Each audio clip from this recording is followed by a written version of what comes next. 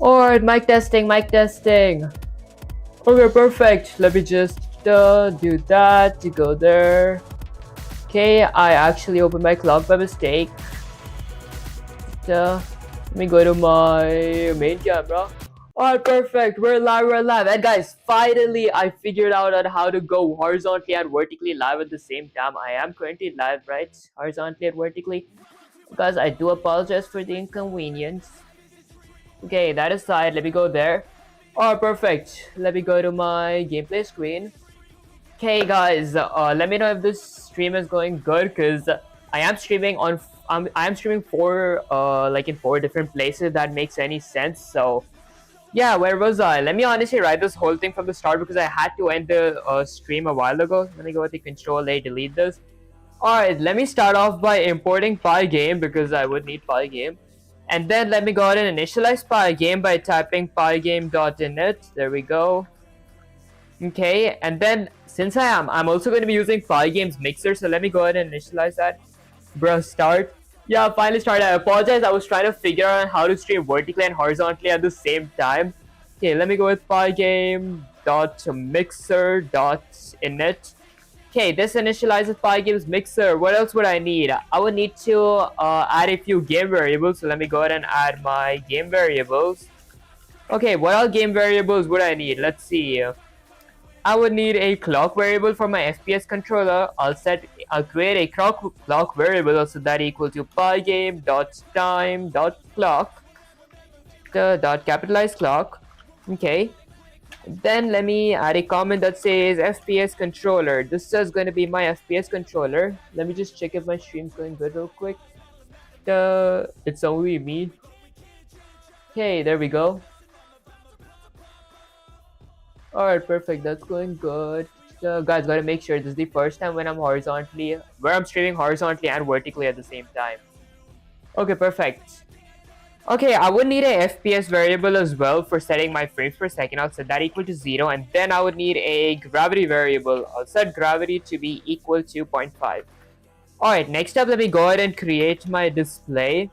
For my display, let me go ahead and add a width variable and a height variable. My width variable is going to be set to 1000 and height variable is going to be set to around 650. Okay, perfect. What else would I need? I'll need a screen variable, also that equal to pygame.display.set_mode. My mode is going to be in a tuple of my width, comma, height. Okay, perfect. I actually might add a caption as well, so let me go ahead and add a pygame.display.set_caption. My caption is going to be something like, I don't know, Calamity 1.1. Okay, perfect. Okay, let me go down right now. Honestly, let's see what else would I need. I would need a windscreen as well. Before my windscreens, I would have to load a few images that I might need to use. So what all images would I need? I'll need my hero image for my player. So I'll go with hero image, set that equal to pygame.image.load. I'll give my file path. My file path is going to be game items. Let me just zoom out a bit. Followed by 2//, followed by, let's see, my player, 2 more // my hero PNG. Let me just go here and open my horizontal chats as well. Okay, and since this is a PNG, I will convert it to alpha as well. There we go. Okay, let me just go there. Yes, am I audible? Okay. I keep opening my vertical chats. Let me go to my horizontal. There. Okay, perfect. Alright, next up I would need my skeleton image, so let me go ahead and load that. I'll go with skeleton_image, also that equal to pygame.image.load. I'll give the file path of my skeleton image. My file path is going to be game items, followed by 2//, followed by NPCs, 2 more // my skeleton PNG, and since this is a PNG, I will convert it to alpha. There we go. Okay, and then I might need a dragon image as well for my dragon NPC. So I'll go with dragon_image. Also that equal to pygame.image.load. I'll give my file path. My file path is going to be game items, followed by 2// followed by NPCs, 2 more // my dragon PNG. And again, since it is a PNG, I will convert it to alpha. Okay, honestly, those are the only images I can think of right now. I will be using music slash sound effects as well. So let me go ahead and load a few sound effects. Okay, what else sound effects would I need? Firstly, I'll need a sound effect if my player collides with my NPC. What sound would my player make? So let me go with a collision underscore SFX. Also, that equal to pygame.mixer.capitalize sound. And I'll give the file path of my sound effect. My file path is going to be game items followed by two forward slashes followed by SFX, two more forward slashes. Let's see, my colliding sound effects. Okay, what else would I need? I'll need a sound effect where my player eats the meat. So I'll go with eating eating meat underscore sound effect. So this is going to be my player when he eats a meat sound effect. He will be eating meat because meat is going to be like a random drop that spawns on the screen that my player is going to collect, and if he eats the meat he recovers HP. I'll go with pygame.mixer.capitalize sound. I'll give the file path of my sound effect. So game items followed by two forward slashes followed by SFX, two more forward slashes, my eating meat sound effect. Okay, what else would I need? I'll need a drinking potion sound effect as well because my player will be drinking buff potions. So drinking underscore sound effect. Also that equal to pygame dot mixer dot capitalize sound. I'll give the file path of my sound effect. So it's gonna be game items followed by two forward slashes followed by SFX, two more forward slashes, my drinking potion sound effect. And honestly, let me load my meats PNG as well. So I'll go with meat underscore image, my meat underscore image. Let me load that as well. So that equal to pygame.image.load. I'll give the file path. The file path will be game item followed by two forward slashes followed by, let's see, meals followed by two more forward slashes, my meat PNG. And since this is a PNG, I will convert it to alpha. Okay, there we go. Okay, what else would I need? I'll need a potion image as well, so I'll go with my buff pod image. So buff pod image. My buff potion image will be equal to pygame.image.load. I'll give the file path of my buff potion image. So it's going to be game items followed by the forward slashes followed by potions. The potions, two more forward slashes, my buff potion PNG. Okay, and since this is a PNG, I will convert it to alpha. Honestly, I might on the fan, guys. It's real hot. Give me a sec. Let me go ahead and on the fan. I'm burning out here. Okay, there we go. Alright, what else would I need? Let's see. Let me go ahead and... honestly, those are everything I can think of right now. Let me set volumes for my sound effects. So I'll go ahead and add a comment that says set volume for sound effects. There we go. Okay, so I want to set volume for my collision sound effect. So I'll paste that collision sound effect dot the set underscore volume function. My volume will be set to 0.1, which is basically 10%. Let me do the same for eating meat. Okay, I'll go with eating meat sound effect dot set underscore volume. My volume is going to be set to 0.1. Then I'll do the same thing for my drinking sound effect. So I'll paste that drinking sound effect dot set underscore volume. My volume will be 0.1. Okay, perfect. Let's see what else would I need. I would need a floor where my player stands on, so let me go ahead and create floors. My floor will go under my game variable section, so I'll create a floor variable. Also that equal to pygame.rect, capitalize rect. Okay, now I'll have to give my floors the x-axis, y-axis, width, and height. So what's the x-axis of my floor? I don't know, I'll keep it something like 0. Y-axis is going to be, let's see, around 500. My width is going to be my width variable, which is set to 1000. Lastly, my height will be around 300. Okay, did I spell my width variable wrong? Okay, let me get my game variables or my display above my game variables, guys, because scope resolution does matter. There we go. Okay, I added my floor. Next up, I'll need to add win screens and lose screen. If my player wins, what screen will show up? If my player loses, what screen will show up? So let me go ahead and do that. I'll go with win screen.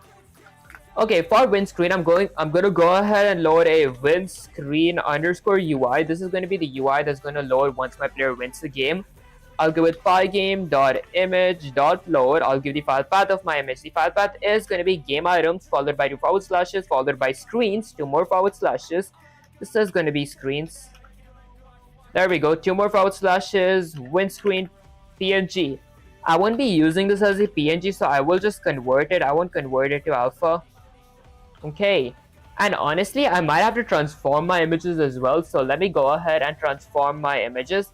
So under my load images, I'll go ahead and add a transform and scale comment. There we go, and maybe add a S here. Okay, so to transform and scale my images, let me go with transform. There we go. Am I spelling transform wrong? There. Okay, so to transform my image, I'll go ahead and define a scale function. My scale function will have two parameters. The first is going to be image and the second is going to be factor. Factor is basically the size. I'll set my factor to be 0.1 by default, which is 10%. Okay, and then let me go ahead and return something. I'll go ahead and return pygame.transform.scale. Okay, there we go. What do I want to transform? I want to transform my image. What is the size going to be? The size is going to be in a tuple. I'll go to a new line, go with integer. Okay, my size will be my images width multiplied by my factor. So I'll get my images width, so image.get underscore width.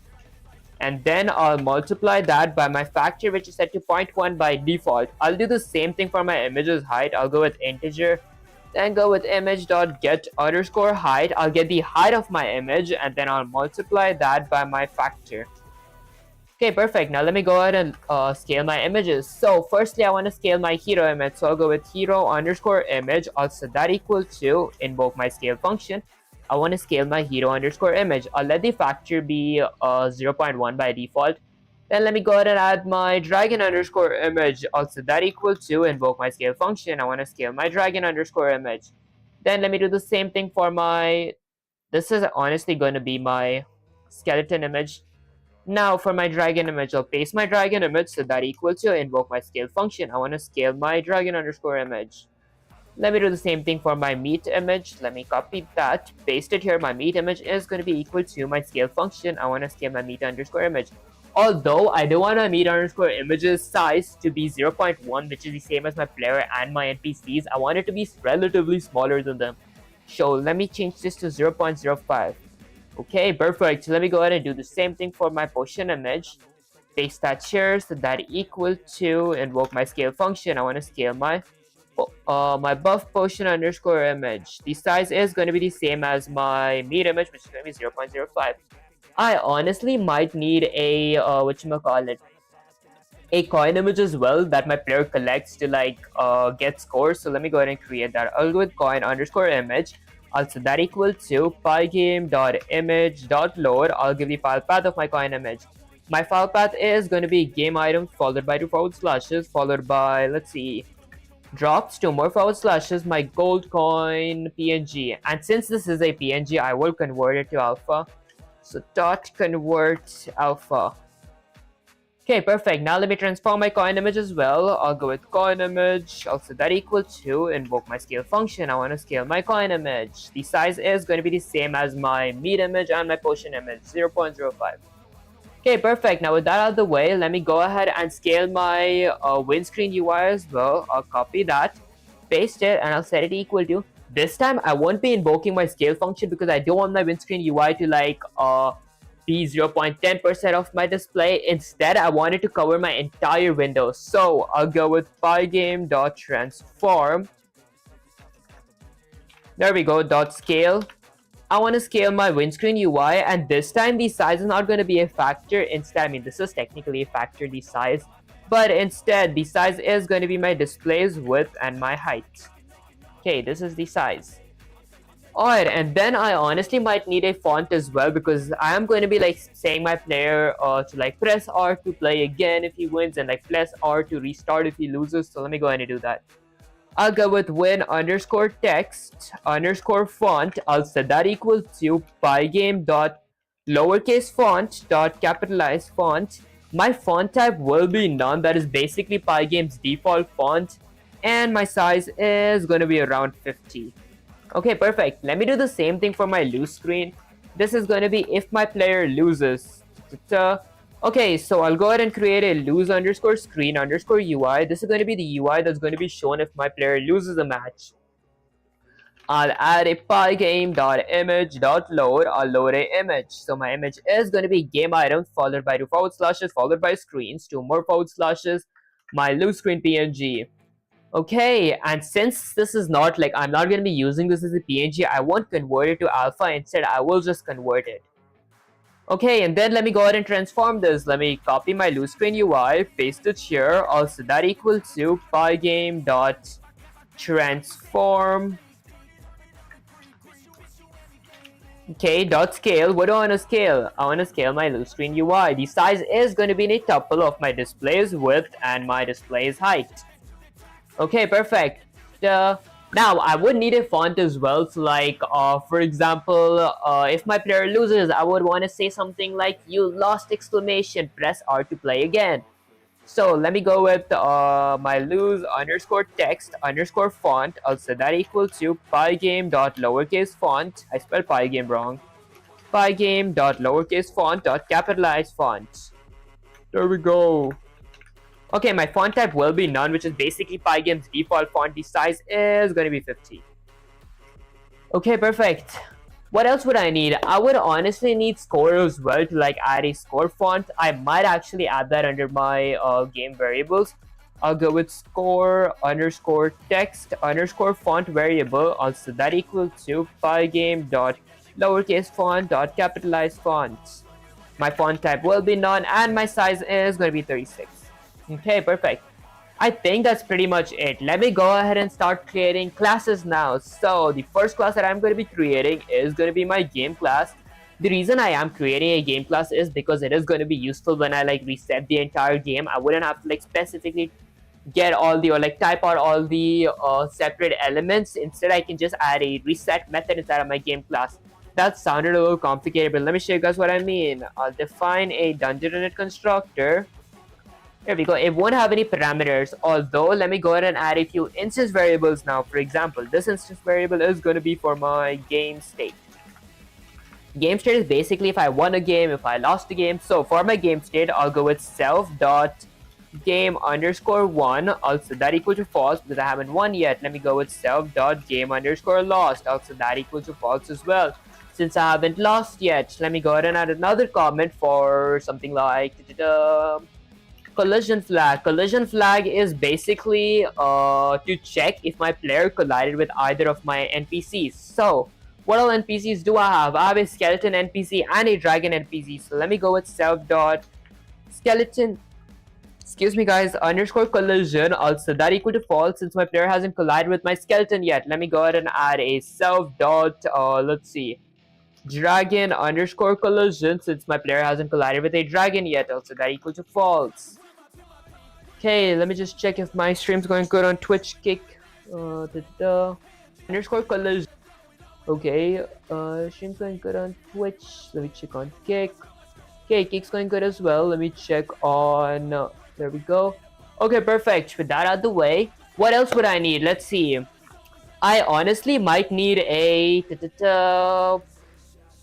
okay, since I can't think of anything, let me go ahead and create my game object. Also that equal to my game class. Okay, my game class. Alright, perfect.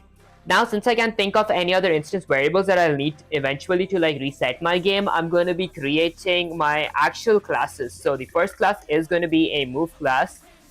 Okay, this is going to be class. Okay, for my move class, what all would I need? I'll need to define a dungeon init. So let me go ahead and define a dungeon init constructor.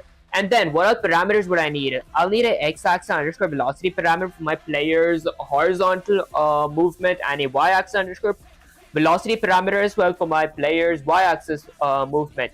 Next up, let me create a few instance variables. Self.x-axis underscore velocity equals to x-axis underscore velocity. Self.y-axis underscore velocity equals to y-axis underscore velocity. Okay, that's basically it for my move class. Now, I will be creating another class for my game object. And guys, my move class is a grandparent class since my game object is going to inherit from my move class and my other regular classes are going to be inheriting from my game objects class, which inherits from my move class. So let me go with move class, and the reason they're inheriting is because all my objects or classes are going to be needing a x-axis underscore velocity, y-axis underscore velocity, images, recs, and masks. So With that out the way, let me go ahead and define a dunder_init constructor. Okay, my dunder_init constructor will have a few parameters like image, position. Position is going to be set to a tuple of 0 and 0 for now. I think that looks much more neater. Okay, honestly, that's pretty much it. I might have to go with x-axis underscore velocity and y-axis underscore velocity as well. Okay, I'll set them both to be equal to 0 by default. Alright, perfect. Okay, next up, let me go ahead and add a super dunder_init. So let me get a super.dunder_init. Okay, so basically, what I will have to fill inside of my super dunder_init, I'll have to fill in all the parameters from the class that I'm inheriting from. Since I'm inheriting from the move class, I'll have to fill in all the parameters of the move class. The only two parameters that my move class has is x-axis velocity and y-axis velocity. So I'll go with my move class is x-axis underscore velocity. Also, that equals to my game object x-axis underscore velocity, which is set to 0 by default. And then my move class's y-axis underscore velocity is going to be equal to my game object's class's y-axis underscore velocity, which is set to 0 by default as well. Okay, perfect. And then let me go ahead and create a few instance variables. What kind? First, I'll need an image instance variable, which is going to be equal to my image parameter up here. Next up, I'll go ahead and create a rect, a self.rect instance variable. So that equals to pygame. My bad, guys. Self.image.get underscore rect function, and my function's position is going to be at the top left, which is going to be equal to my position parameter here, which is set to 0 and 0 by default. And then I would need a mask, so I'll go with self.mask.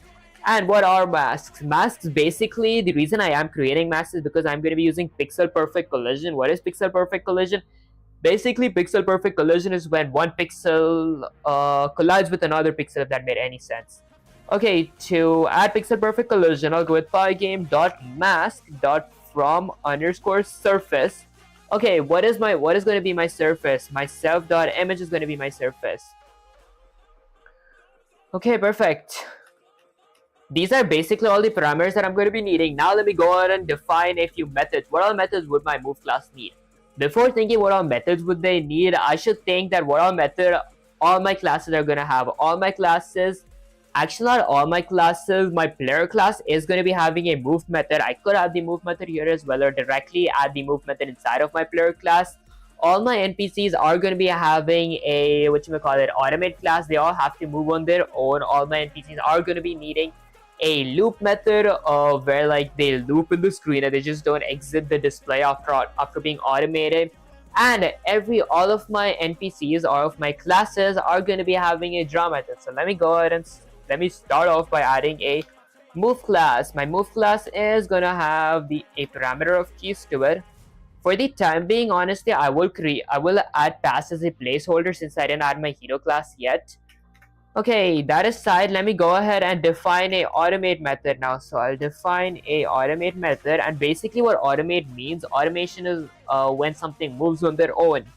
That won't have any parameters. So I'll go with my self.rect.x-axis.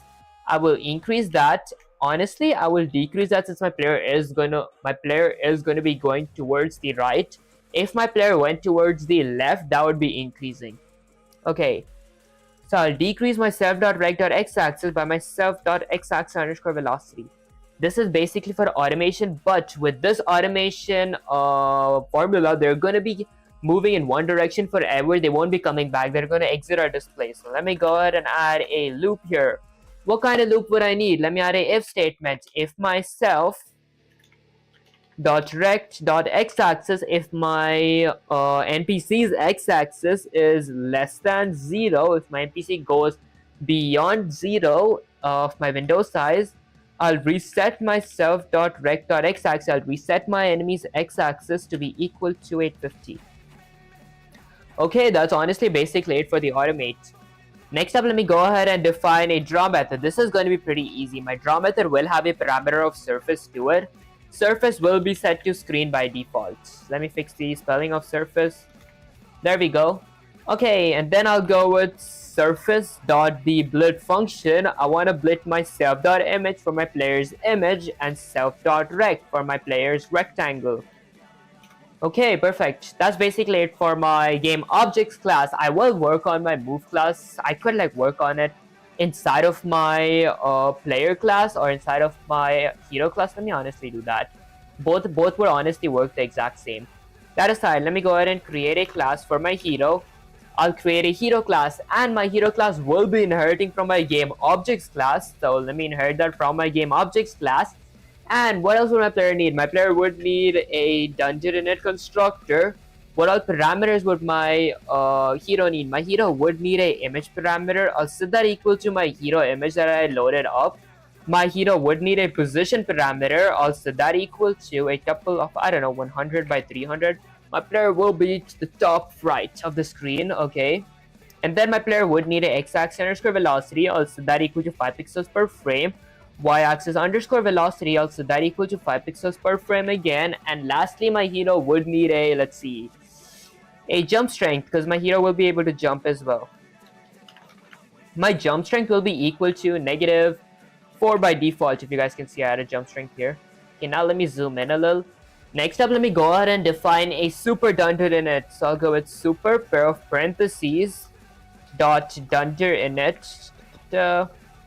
Okay, a super dunder init. My super dunder init will have all the attributes, not attributes, all the parameters from the class that my hero class is inheriting from. Since my hero class is inheriting from the game objects class, I am going to be adding all the parameters that my objects class have. My objects class has a image parameter, position parameter, x-axis velocity parameter, and y-axis velocity parameter. So let me add those. I'll go with image, I'll set that equal to my hero's image. I'll go with position, I'll set that equal to my hero's position. I'll go with x-axis underscore velocity. I'll set that equal to my hero's x-axis underscore velocity. Y-axis underscore velocity, I'll set that equal to my hero's y-axis underscore velocity. Okay, and then I wouldn't add my jump strength here because since my game objects class doesn't have a jump strength parameter to it, I will create a instance variable for my jump strength. So self.jump underscore strength equals to jump strength. Okay, perfect. And now let me go ahead and define a few methods for my hero class. So let me go ahead and define a method called a move method. My move method will have a parameter of keys to it. This is going to be lowercase move. There we go. Which will have a parameter of keys. Now let me add a bunch of if statements. So if my keys at index of pygame.k is right, if my hero clicked the right key, I want him to move towards the right. So I'll go with self.rect dot x-axis. My hero's x-axis is going to increase by my self.x-axis underscore velocity. My hero's x-axis velocity, which is set to 5 pixels per frame. And I'll do the same for the left. If my keys at index of pygame.k is left, if my left key is pressed, I will decrease my hero's x-axis underscore velocity, self.rect.x-axis. I'll decrease it by my self.x-axis underscore velocity. Okay, and lastly, if my keys at index of pygame.k is space, if my hero or if my space bar is clicked, I will set my self.y-axis underscore velocity, my hero's y-axis underscore velocity, to be equal to my self.jump strength, to my hero's jump strength, which is set to -4. So whenever my hero hits the space bar, he's going to be going upwards 4 pixels per frame. Okay, that's basically it for my move method. Next up, let me go ahead and define a method to apply gravity, because if I hit space, my hero is going to be flying up, but then he won't be falling down. So let me go ahead and define a method for apply underscore gravity. Let's apply gravity to my player. Okay, my apply gravity won't have any parameters, although I will increase my self.y-axis underscore velocity, my hero's y-axis underscore velocity, by my gravity variable, which is set to 0.5. So whenever my hero or whenever my player hits the space bar, he is going to be jumping upwards -4 pixels per frame. But then that -4 pixels per frame is going to increase by 0.5, which is my gravity that's going to pull him positive 0.5 per frame. Okay, if that made any sense. And then I'll set my self.rect.y-axis. My hero's y-axis will increase by my self.y-axis underscore velocity. So this basically simulates gravity inside of PyPython, but my hero will be falling endlessly without any place to land for. So let's focus on adding a landing now. Let me add a comment that says landing. For my landing, let's see. Okay, for my hero's landing, I'll add a if statements. If my self.rect.bottom, if my hero's bottom, my hero's leg is greater than or equal to my floor variables y-axis, then I will do something. I'll set myself .rect.bottom, my hero's bottom, to be equal to my floor's y-axis. What this basically means is if my heroes pretend that this pen's leg is my hero's bottom, so that's my hero's bottom. If he's above my floor's y-axis or he's touching my floor's y-axis, he will stay there. He won't go under my floor, if that made any sense. Okay, and then let me go ahead and reset my y-axis underscore velocity. So that y-axis underscore velocity is going to be equal to 0. This basically means that my hero's y-axis underscore velocity is 0, so he needs to hit spacebar again in order for him to jump back up and the gravity to pull him back down. Okay, perfect. Next up, my hero, honestly, I think that's all the methods that my hero would need. So let me go ahead and create a class for my skeleton now. I'll create a class for my skeleton. My skeleton class will inherit from my game objects class again, since he will need a image, mask, and rect. So let me go ahead and define a dungeon in it for my skeleton now. What all parameters would my skeleton need? My skeleton would need an image parameter to show his skeleton image that I loaded. Also, that equals to my skeleton underscore image. My skeleton would need a position. Where is he going to be located on the screen? That is going to be equal to a tuple of, I don't know, maybe 500 by 300. Okay, and then my skeleton would need x-axis velocity as well. So I'll go with x-axis underscore velocity. I'll set that equal to, let's see, around 5 pixels per frame, and then y-axis underscore velocity, which is going to be equal to 5 pixels per frame as well. Honestly, y-axis underscore velocity isn't going to be that necessary for the game that I'm making right now. I'm just adding it. It's a good practice. Honestly, it's not a good practice. I'm just adding it out of habit. Okay, and then I'm gonna go ahead and create a super.dunder init. Okay, my super dungeon init will have all the parameters that my game objects class have, and since my game objects class also inherits from my move class, so I'll need to add all the parameters that my move class has and my game objects class have. My game objects class does have a x-axis underscore velocity parameter, also that equal to my skeleton's x-axis underscore velocity parameter. My game objects class have a y-axis underscore velocity parameter, also that equal to my hero's y-axis underscore velocity parameter image, also that equal to my hero's image parameter position, also that equal to my hero's position parameter. And just to make sure if you guys can see everything, let me just zoom out a bit. Okay, perfect. That's basically it. And honestly, my hero won't need, or my skeleton class won't need any methods, since all the methods that he will ever need is inside of my game objects class, unless I ever choose to add a specific method related to only my skeleton class. I don't have that for now, so let me go ahead and create a class for my dragon as well. Honestly, I could just change this up. I could use this class for my dragon and skeleton, but just to make it more organized, I'll create a specific class for dragon as well. I'll go ahead and define a dungeon init constructor. Now, what all parameters would my dragon class need? My dragon class would need an image parameter, also that equal to my dragon underscore image. My dragon class would need a position parameter as well, also that equal to, let's see, I want my dragon to be higher than my player and my skeleton, so the x-axis velocity is going to remain 500, but the y-axis underscore velocity is going to be, I think, 100. That's going to be higher than 300. Okay, and then let me go ahead and add a x-axis underscore velocity, also that equal to 6 pixels per frame, and a y-axis underscore velocity, also that equal to 6 pixels per frame as well. Okay, next up, let me go ahead and add a super dot dunder init, super parentheses dot dunder init. Okay, my super dungeon init. My super dungeon init will have all the parameters that my my game objects class have, and since my game objects class inherits from my move class, so I'll need to add my move class parameter and my game object class's parameters. Let's start with my move class's parameters. So x-axis underscore velocity is going to be equal to my dragon's x-axis velocity. Okay, y-axis underscore velocity is going to be equal to my dragon's y-axis underscore velocity. Image is going to be equal to my dragon's image. Position is going to be equal to my dragon's position. That's basically it for my dragon class as well. Next up, what else? What other classes would I need? I would need a drops class, since I am going to be dropping random gold coins on the screen every 4 seconds, and if my player collects that gold coin, he is going to be getting a score. So let me create a class for my game drops. Okay, my game drops class is going to inherit from my game objects class as well, since I would need let's see, images, recs, and masks. So let me go ahead and define a dungeon init constructor.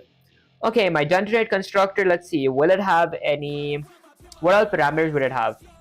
My drops won't need a position, since my position is going to be random, but my drops would need an image. I'll go with an image parameter and a position. Since my position is going to be random and I don't know what position it is currently, I'll change that, I'll set that to be equal to none.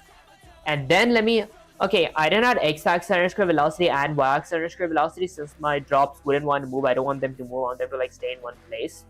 Okay, next up, let me go ahead and add a super perf parentheses dot dunder init. Now, my super dunder init will need all the parameters from my move class and my game objects class, but I do have a x-axis underscore velocity inside of my game, inside of my move class and game objects class. How am I gonna avoid that? So we just do that in a bit. I'll add an if statement, honestly. I'll go with if my position is none. If my position is set to none, I'll do something.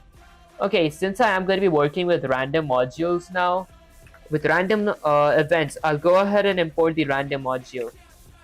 Okay, now I go down and I set my position. Okay, I reassign my position, which is currently set to none, to be equal to a tuple. My tuple will have a random.randint. Okay, okay, the position is going to be 50, comma, my display's width, which is set to 1000 minus 50, and then outside the tuple I'll go with a comma. Maybe I go to a new line and now add my y-axis. I'll go with my random module dot the randint function. My randomness is going to be 50, comma. This time, instead of going with height, I am going to be going with my floor's y-axis. Why? Because if I went with my height, it would like spawn my random drops underneath my my floor as well. But my player can go below my floor, because if you guys were in the stream like for 20 whole minutes, you guys would know that if my player like lands on my floor, he cannot go under my floor. So I'm going to be adding my floor's y-axis minus 50. So everything is going to spawn above my floor. Nothing is going to spawn under my floor. Okay, perfect. Now, outside the if statement, I created a super dunder init. Let me go ahead and fill in the parameters now. My image is going to be equal to my image. My position is going to be equal to, let's see, my position variable. Although my super dunder init will need my x-axis velocity and y-axis velocity as well. So I'll go with x-axis underscore velocity. I'll set that equal to 0 because I don't want my drops to move. I'll go with y-axis underscore velocity. I'll set that equal to 0 as well because I don't want my drops to move. Now let me check if my stream's going good everywhere. Am I like audible? Okay, let me check on Kick. Let me just refresh that. Isn't like my Kick's chat going good? Did I like okay, there we go, it is live. Alright, perfect. Let me check on Twitch.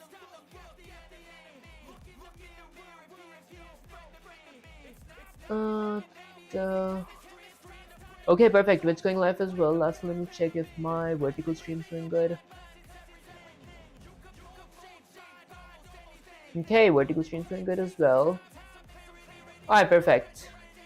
Okay, next up, let's see. What else would I need? I honestly might need a health bar class, since my player will be having a health bar. So let me go ahead and create that. I'll create a class called health bar. Okay, my health bar class honestly won't inherit from my game objects class, since although I would need images, recs, and masks, I will be having a specific let's see, I will be keeping like adding my health bar's location to a specific location, so my draw method from here won't be useful. Although I could inherit from my health bar class, from my game objects class, but I would have to, like, whatchamacallit, let's see, I would have to create a separate draw method. So I'll go with game objects. This honestly would just be the same. Let me drink some water. Guys, really exhausted.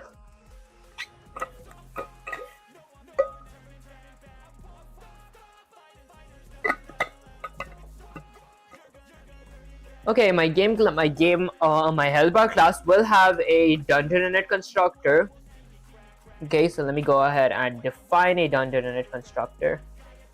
Right there. Define dungeon init. Did I define it correct? Okay, pretty sure I did. I gotta add a self parameter. Okay, perfect. So what all parameters will my health bar class have? It is going to be having a max underscore HP parameter, which is going to be set to 100. So when my player starts a game or like loads in a game, he is going to have 100 HP. Actually, that would be my current HP. Let me create a few instance variable. I'll go with self.current underscore HP. Also that equal to my max underscore HP parameter, since my player's current HP is going to be max HP when he loads in the game. Then let me go ahead and create a self.max underscore HP instance variable, which is going to be equal to my max underscore HP, because my max HP is going to be 100. And honestly, I don't think that I would need any other instance variables. So let me go ahead and actually I need one more instance variable, which is going to be my HP underscore path. This is going to be equal to a dictionary. I'm going to be loading all my health bar PNGs here. So firstly, for my 0 HP PNG, once my player has 0 HP, let's see, I'll do something. I'll go with pygame dot image dot, excuse me guys, dot load. I'll give the file path of my 0 HP PNG. So it is going to be game items followed by 2 forward slashes followed by health bar, 2 more forward slashes, 0 HP PNG. And again, since this is a PNG, I will be converting this to alpha. Convert alpha. There we go. And then let me go ahead and honestly, to save time, I might just copy this to right there. There. Okay, let me copy that and paste it like 5 times. 1, 2, 3, 20, 40, 60, 80, 100. And now I just change these. Let me change that to 20, 20, change 0 to 40, 40, change 0 to 60, 60, change 0 to 80, 80, and lastly change 0 to 100 and 100. Okay, perfect. Remove the comma. Alright, now that I loaded my images, let me go ahead. Why does it show me a yellow error? Oh, that is because I inherited from my game objects class. Let me go ahead and add a super.dunder init. Okay, my super dunder will have all the parameters of my game objects class, which means image, which is going to be equal to. Okay, honestly, I wouldn't need a image yet, so I might just not inherit from my game objects class. There we go. Okay, let me create a few more instance variables. So the first is going to be self.image, which is going to be equal to, let's see. Honestly, I might add image later because I don't need my image yet. I would need rect though. Image is going to be that. So yeah, I might actually not need image here because I already have my images file path here. Okay, now let me iterate over my file path. So I'll go with a for loop. So for every, let's say, key in my self.hp path, for every key in my self.hp path, I'm going to be scaling my HP path. So I'll go with self.hp path at index of key. This basically gives me every single separate index here. Like 0 HP's key is going to be this, 20 is going to be that. Okay, I'll set that equal to invoke my scale function. I want to scale my self.hp path at index of key. Okay, perfect. Next up, let's see what else would I need. Okay. Honestly, that's pretty much it for my instance variables. Let me go ahead and define a method now. So I'll define a take underscore damage method. The take underscore damage. So what does the take damage method do? Basically, my player won't take damage. Instead, my health bar is going to take damage. And my damage method will have a parameter of amount to it. Okay, next up, let me go ahead and reassign my self.current HP, my player's current HP, to be equal to how much damage will I take. So I will go with a max function and I'll set that to be 0. My player's HP can go below 0, like my player can have negative HP. Okay, and then I'll go with self.current HP, my player's current HP minus my amount. Okay, that's basically it for my take damage. Let me go ahead and define a heal method as well. Since my player would want to heal as well, my heal method will have a amount parameter. Okay, my health bar would have a heal parameter, so I'll go with self.current HP. I'll reassign that, so that equal to, this time instead of going with max, I will go with min. My min is going to be 100. I don't want my player's HP to go above 100, so let me go with self.current HP. My current HP is gonna increase by my amount, by my healing amount. Okay, perfect. Next up, my player would need my health bar would need a draw method. So I'm gonna define a draw method, and this draw method isn't gonna be anything like the draw method inside of my my game objects class, but I would need a surface parameter, so that equal to screen by default. Okay, and then I would need a, let's see, hero underscore rect parameter. Since I don't know my hero's current position, I'll set that equal to none. Basically, hero underscore rect is my hero's rectangle. I want the health bar to be above my hero's head. So I would need to iterate over my dictionaries again. I did iterate over them once, but this was for my, for scaling them. Now I iterate over my dictionaries again since I want to change my individual keypads depending on my hero's HP. If my hero has 100 HP, this PNG is going to show. If he has 80 HP, that's going to show 60, that 40, that 20, that, and 0, that. You guys get the gist of it. So what do I do for that? Let's see. I'll create another variable. I'll name it something like HP underscore key. I'll set that equal to max, and now I'll add a conditional expression. Here I'm going to be iterating over my dictionary. For every k in my, let's see, self dot HP path, okay, for every key in my HP path, if my k is less than or equal to my self dot current HP, if my key is less than or equal to my self dot current HP, I return my key. This basically means whatever HP my player has, that HP's key is going to be showing. Like if my player has something like 27 HP, it's going to be showing the 20 HP key. If he has 37 HP, it won't show anything, so it's going to be showing the 40 HP. Okay, next up, let me go ahead and create an image variable. Also, that equal to pygame dot. Okay, I'll set that equal to self dot my HP path at index of HP key. Okay, perfect. Alright, next up, let me go ahead and add x-axis and y-axis. The reason I'm adding x-axis and y-axis is because I want to add specific position for my HP bar to be shown, which is going to be my player's head in this case. So, how would I do that? Let's see. I would need to create a object for my hero class, because now I am going to be accessing my hero class. I will create my hero object inside of my game class. So let's see, I'll create a self.hero. My hero class will be equal to my hero class. There we go. Okay, so I'll go with x-axis, which is going to be equal to my game object dot my hero object inside of my game object dot rect my hero's x-axis, actually center x.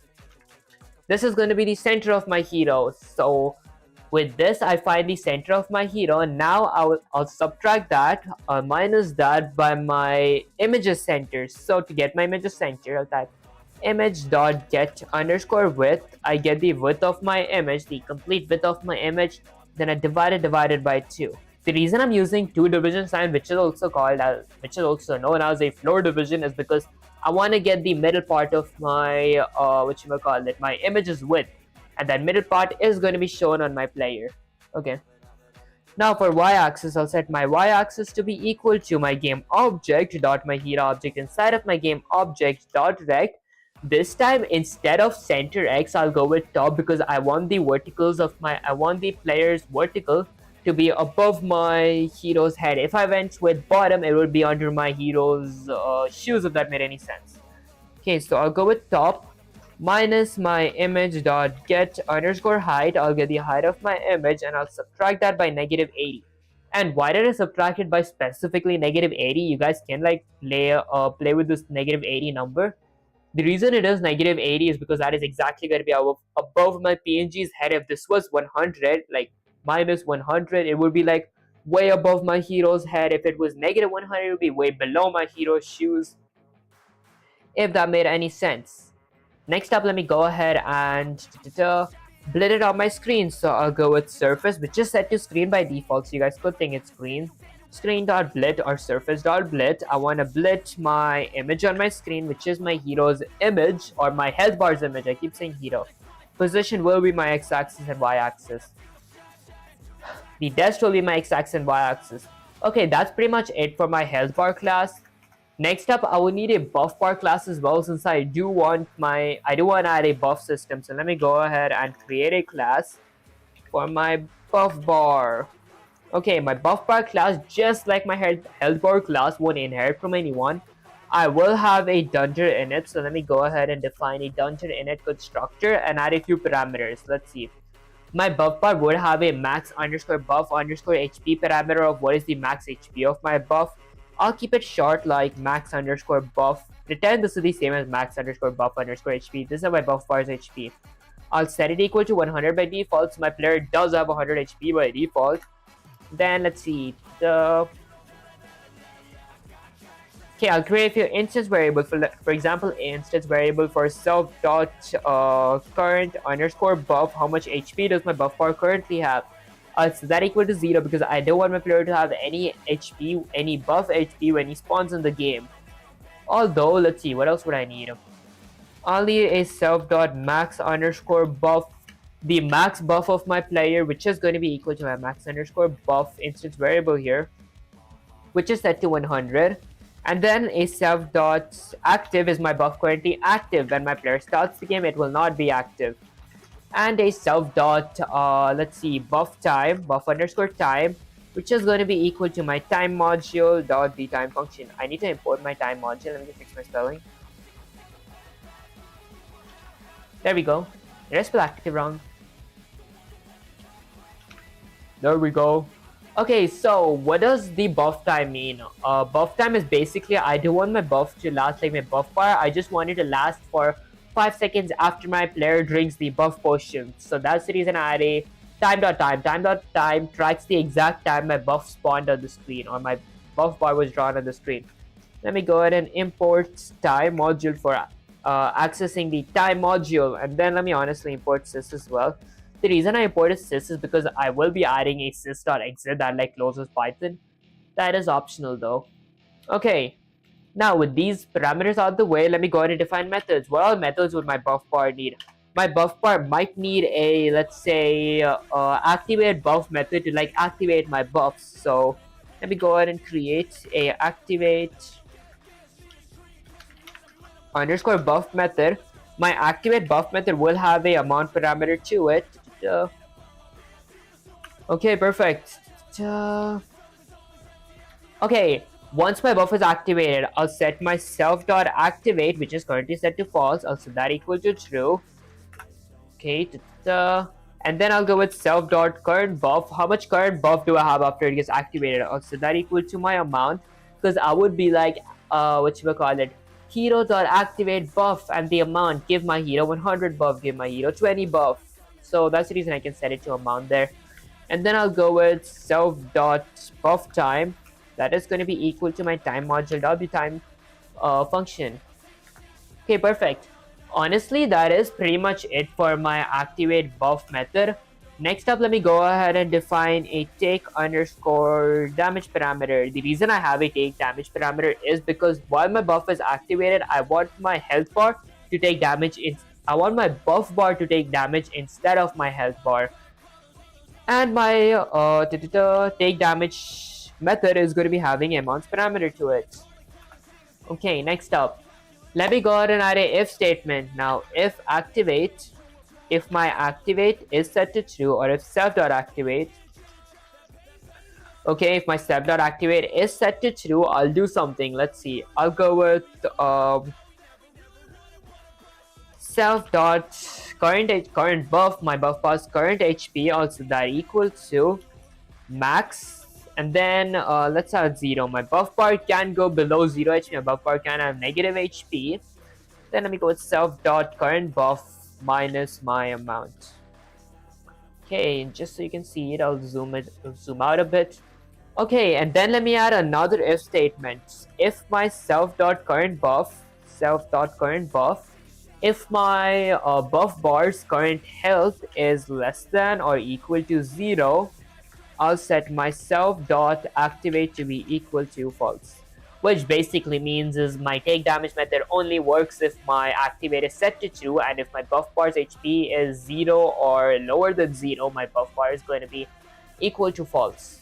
That means I won't take damage anymore. Buff bar won't take damage anymore, so my health bar will take damage. Okay, let me go ahead and define. Honestly, I don't think my buff bar needs a heal method, yeah, because my buff bar just lasts for like 5 seconds. Okay, so let me go ahead and define a draw method for my buff bar. Maybe zoom in a little. Okay, my draw method is going to be having a few parameters. For example, a surface parameter, which is going to be equal to screen by default, and a hero underscore rect parameter, which is going to be equal to none for now because I don't know the location. Okay, the reason I'm adding a hero underscore rect is because I want my buff bar to be slightly above my health bar. So let me go ahead and actually load my my buff bar's images. So let me go with self.buff underscore path, my buff bar images path, which is going to be equal to a dictionary. And now for my 0 buff bars PNG, I'll go with pygame.image.load. I'll give the file path. My file path is going to be game items followed by 2 forward slashes followed by buff bar 2 more forward slashes, my 0 HP PNG buff bar. And since this is a PNG, I will convert it to alpha. There we go. Then add a comma, and just so you guys can see, I'll zoom out a bit. And to just save time, I'll copy that. Go to a new line, paste it. That's 20 HP, 40 HP, 60 HP, 80 HP, 100 HP. Okay, perfect. Next up, let me just change the numbers here. So 0 HP is going to be 20 HP, 20 HP, 40 HP, 40 HP, 60 HP, 60 HP, 80 HP, 80 HP, lastly 100 HP and 100 HP. Okay, perfect. Now that I've loaded my images, I would want to scale my buff bar images as well. So let me go to a new line and scale my buff bar images. For every key in my self.buff path, dictionary, I'll get my, I'll scale my keys. So I'll go with self.buff path at index of key. So that equal to invoke my scale function. I want to scale my self.buff path at index of key. Okay, perfect. Let me just check if my stream's doing good. Because guys, this is the first time I'm streaming like on so many places at one time. Gotta make sure it's going properly. Let me check on Twitch. Okay, Twitch stream's going good. Why does it say my Twitch stream started 4 minutes ago? Okay, let me check Kick. Okay, Kick stream looks good as well. Alright, perfect. Okay, Alright. Okay, now that I've transformed my images, let me go ahead and let's see. That's basically it. So under my draw method, let me find the specific, let me iterate over my images again. And if my image is less, I'm going to be, depending on my image, I will blend that image on my screen, if that made any sense. I'll go with buff underscore key variable, also that equal to max function. Let's see. I'll add a conditional expression for every key in my self.buff path. This gives me every individual key from my buff path. I'll add a if statement. If my key is less than or equal to my self.current buff, if my key is less than or equal to my self.current buff, for example, if my key is like 40, if I have like 40 HP, current buff is, by the way, my current buffs, my buff bar's HP. So if my buff bar's HP is 100, that's going to give me this PNG. If my buff bar's HP is 40, it's going to give me that PNG. If my buff bar's HP is 0, it's going to give me that PNG. Okay, if that happens, I will return K. That gives me the current HP of my buff bar. Okay, and then let me go ahead and create an image parameter. I will set that equal to, let's see. Let me go with my self dot buff path at index of buff key. Okay, perfect. Next up, let me go ahead and create a x-axis and y-axis. My x-axis will be equal to my game object dot my hero object dot my hero's rectangle center x centers x-axis. This is basically my hero center, which is right here. I will subtract that by my images center as well. So to get my images center, I'll go with image dot get underscore width. I'll get the width of my image, and I'll divide it by 2.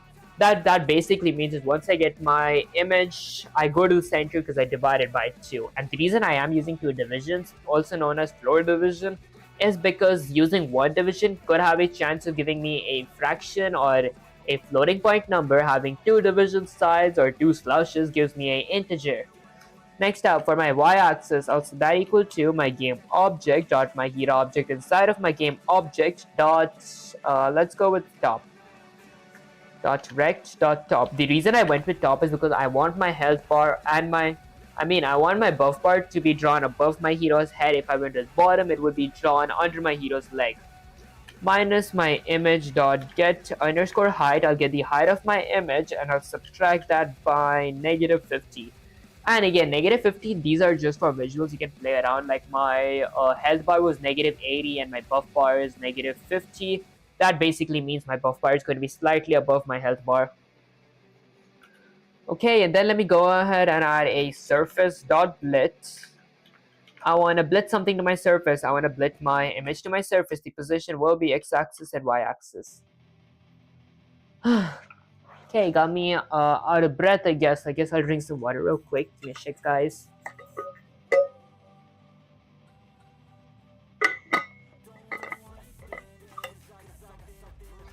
Okay.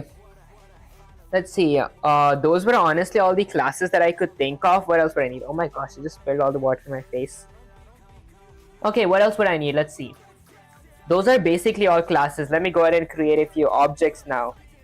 So let me create an object for my skeleton NPC. I'll go with self.skeleton. I'll set that equal to skeleton object is going to be equal to my skeleton class. Okay. And then I'll need a self.dragon object. I'll set that equal to my dragon class. And then let me go ahead and add my drops now. So I'll go with self.coins. This is going to be my coins. I'll set that equal to. This time, instead of just going with my drops class, I'll go with a list of my drops class. Since I just don't want one drop to be spawned, I want multiple drops. I'll do the same thing for my meat. Before that, I will add my coin image here. There we go. Okay, so self.meats is going to be equal to a list of my drops class and meat image as the parameter. Okay, and then let me go ahead and add a self.buff underscore pots class. Also, that equal to a list of my drops class. The image is going to be my buff pot image. Okay, next up, let me go ahead and create an image for my object for my buff bar and my health bar. So I'll go with self.buff bar, also that equal to my buff bar class. There we go. Then I'll go with a self.health underscore bar, so that equal to my health bar class. Okay, those are basically all the objects that I can think of right now. So let me go ahead and create my game loop. This is going to be my main game loop. And for my game loop, I'll go ahead and create a is underscore running. So a is underscore running boolean variable, also that equal to true. And then add a while loop. So while is underscore running, while my program is running or while my is running is set to true, I will do something. Let's see. I will create FPS. Actually, before FPS, I will go with a screen.fill. So I'll go with screen.fill. I'll fill the color to be a good blue color. And since I don't remember the RGB code for the blue, I will go to my code here and just copy this RGB color. I can like go to Google and like find the RGB color, but I feel that would like take long. Okay, and then let me go ahead and create a keys variable. This is going to be for checking if my player moves. So I'll go with pygame.key.get_press. This checks if any of my keys are getting pressed, and in my player's move method is specified what to do if a certain key is pressed. Okay, perfect. Next up, let me honestly go ahead and add my event loop. Okay, for my event loop, I'm going to be iterating, means looping over all my Pygame events. So I'll use a for loop for every event in my pygame.event.get. This basically gets all my Pygame events, but I'm looking for a specific type of event. If my event.type equals to pygame dot all capitalized quit, all uppercase quit, I'll set my is underscore running boolean variable to be equal to false, which means my while loop is going to end and my game is going to close. Okay, perfect. I might add more event loops later for like if my event type is key down, and if my specific key is R, if my player hit the R key, I do something. That is going to be some future problem for me. That aside, what else would I need? I would have to find a collision detection for my player and my NPCs. So let me create that. Honestly, I actually might create my collision detection outside my game loop so it's more cleaner. Maybe I could create it inside. It's the same thing. Let me create it inside, I guess. I'll go with collision detection for hero and NPCs. There we go. This is going to be the collision detection for my hero and NPC to check if my hero and my NPC are colliding. So, what all would I need for collision detection? Since I am going to be using pixel perfect collision, I would need to create offsets. So let me go ahead and create an offset underscore x-axis variable. So that equal to my enemy's x-axis minus my hero's x-axis. How am I going to find my enemy's x-axis? Honestly, just for that, I might define a function. Let me define a collision underscore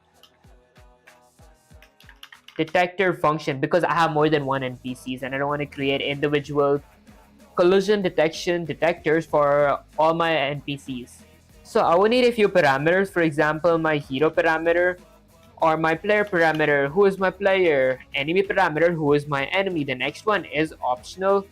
Enemy underscore name parameter, what's my enemy's name? This is optional. And then I'll need a collision flag parameter. Collision flag basically means, did the collision happen? Is my collision flag set to true or false? If it's set to true, a collision did happen. If it's set to false, a collision didn't happen. Okay, and then now I go ahead and create offset. So I'll create offset underscore x-axis. My offset underscore x-axis is going to be equal to my enemy dot rect, my enemy's rex x-axis minus my player dot rect dot x-axis, my player's x-axis. Let me create offset underscore y as well. My offset underscore y is going to be equal to my enemy dot rect dot y-axis minus my player dot rect dot y-axis. That's basically it for offsets, although I would need a overlap variable as well to check if an overlap actually did happen. So to create an overlap, I'll go with my player dot mask dot the overlap function, my enemy dot mask at the given offset of offset underscore x-axis and offset underscore y-axis. What this basically means is if my player's mask overlaps with my enemy's mask at the given offset of offset x and offset y, that is going to be considered a overlap. Let me add a if statement now. If a overlap did happen, if a overlap did happen, and if not, collision flag. And if my collision flag is set to true, which currently it is set to false, like right here, my skeleton collision and dragon collision is set to false, I'm going to be printing something. I'll print boom collided with add a pair of curly parentheses, maybe change this to an F string. I'll go with my enemy underscore name. This is why the enemy name was optional. If you guys don't want to add an F string to specify with which enemy did I overlap with, you guys wouldn't need the enemy parameter. Okay. Honestly, I actually might add a damage parameter as well, because if my player overlaps with someone, they will be taking damage. I'll leave the damage to be 20 by default. You guys can see it here. Okay, and then let's see. Now let me specify or like clarify what's happening. So if buff bar, actually I'll go with something like buff bar takes damage first. Okay, so with this condition, my buff bar is going to take damage first if my buff bar is active. Okay, let me add a if statement. If my game object dot my buff bar object inside of my game object dot activate dot active. Okay, if my buff bar is active, I'll go with my game object dot my buff bar object dot the take underscore damage method. My damage is going to be my damage parameter, which is set to 20 by default. Okay. And I'll add another if statement. If my game object dot my buff bar object dot current buff, if my buff bar's current HP is less than or equal to 0, I'll set my game object dot my buff bar object inside of my game object dot activate or active. I'll set that equal to false. Okay. And then let me go ahead and add a else clause outside of my indented if statements. Else my game object dot my health bar object dot take underscore damage. My health bar takes damage. The damage is going to be my damage parameter. Okay, perfect. And then what else would I need? I would need to add a condition. So if my game dot health bar dot current HP, if my health bar's current HP is less than or equal to 0, then I do something. I set my game underscore lost to be equal to 2. I lose my game if my health bar's current HP is less than or equal to 0. That's basically it. I can add a comment here that says health bar takes damage. There we go. Okay, so that's like pretty much it for my collision detection. Honestly, I might add my sound as well, so I'll go with my collision sound effect dot play. This is going to play my collision sound effect. Whenever I collide with my buff bar, it's going to play that sound effect. Now outside my if statement, if not collision, I will return true, a collision did happen, else I will return false, a collision didn't happen. Okay, perfect. Okay, now let me go ahead, indent that, go up. Okay, now let me use my collision detector function. So I'll go with my game object dot my skeleton collision. This is my collision flag. Also that equal to invoke my collision detector and fill in the parameters. What all parameters would I need? I'll need a player parameter, a enemy parameter, enemy name parameter, and collision flag parameter. Let's fill that. My player parameter is going to be my game object dot my hero object inside of my game object. My enemy parameter is going to be my game object dot my skeleton object inside of my game object. And then my collision flag is going to be, honestly, I have an enemy name. This is optional. Let me keep that to skeleton. And just so you guys can see, I'll zoom in a bit more. There we go. And lastly, my collision flag is going to be my game skeleton, game object dot my skeleton collision. Let me paste that. Okay, perfect. This is like way too big. I hope you guys can like see it.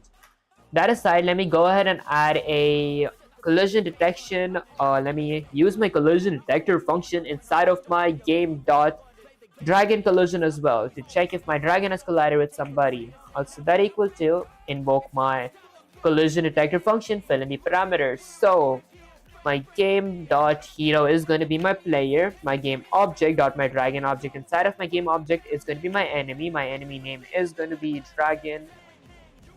Okay, and lastly, my collision flag is going to be my game dot dragon collision. Let me paste that here. Okay, perfect. That's basically it for my collision detection for player and NPC.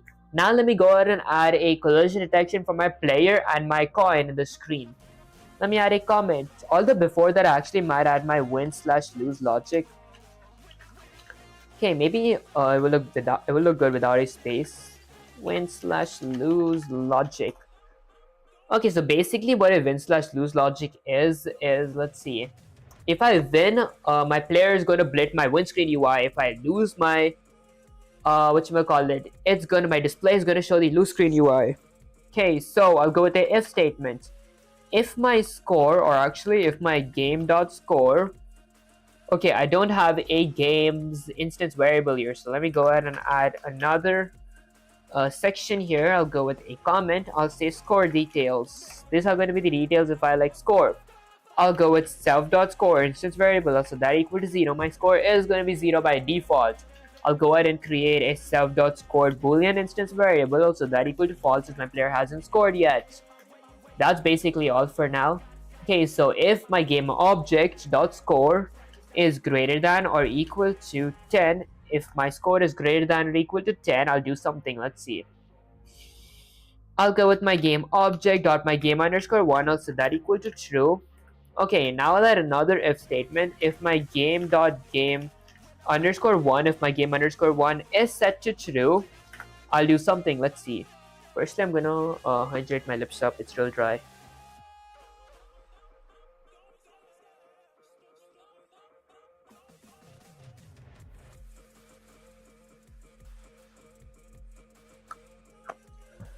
Okay, so if my game.game_1 is set to true, I'll go with a screen.blit. I'll blit something on my screen. I'll blit my win screen UI at the given depth of 0 and 0.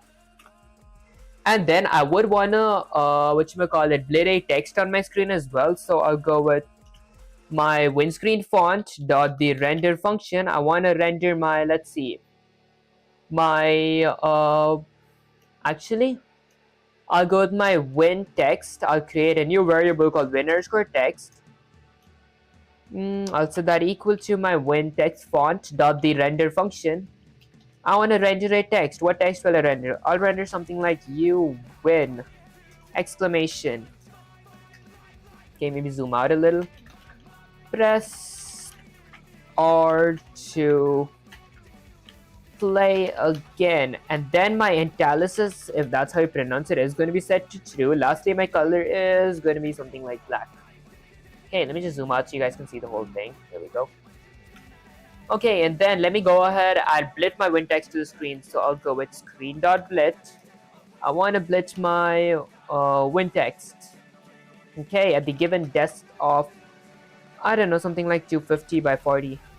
Okay, and I will blit my win text sound as well. So let me go ahead and load that all the way up here. So under load sound effects, I'll go with win screen SFX. I'll set that equal to pygame.mixer.sound. My sound is going to be, my sound's file path will be game item followed by 2 forward slashes followed by SFX, 2 more forward slashes. My win sound effect, do I have like a win sound effect? What is it called? Game 1 sound effect. There we go. Okay, I'll add one for game lost as well. So I'll go with game underscore or lose screen sound effect, lose underscore screen underscore SFX, also that equal to pygame.mixer.capitalize sound. My file path is going to be game items followed by 2 forward slashes followed by SFX, 2 more forward slashes. My game lost sound effect. There we go. Let me go ahead and set their volume as well. So I'll copy that, paste it here, dot set underscore volume. I'll set the volume to be 0.1, which is like 10%. Let me do the same thing with my lose screen sound effect. I'll paste it here, dot set underscore volume. My volume is going to be set to 0.1, which is 10%. Okay, that's honestly basically it. Now let me go all the way down here, and when my wind sound effect is being played, like my windscreen sound effect is being played, I just want my wind sound effects to be played, not the background sound effects. So I might actually create channels as well to have a exclusive channel for my windscreen sound effect. Let me go ahead and comment and say SFX channels. Okay, for my sound effects channels, I'll go ahead and add a pygame dot mixer dot set num channel, set num underscore channels. I would have I would need around 3 channels. I can always change that number. Okay, pygame.mixer.set channels. Now let me go ahead and add my channels. So I'll go with pygame.capitalize channel. Okay, this is going to be channel 1. I will add a variable as well, so I'll go with let's see what variable. I'll go with win underscore screen underscore sfx or win screen channel. I'll set that equal to this.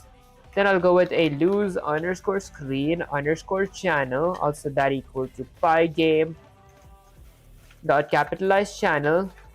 This is going to be my channel number 2. And then I'll go ahead and add a, let's see. Honestly, these are the only channels I can think of right now. So let me go all the way down.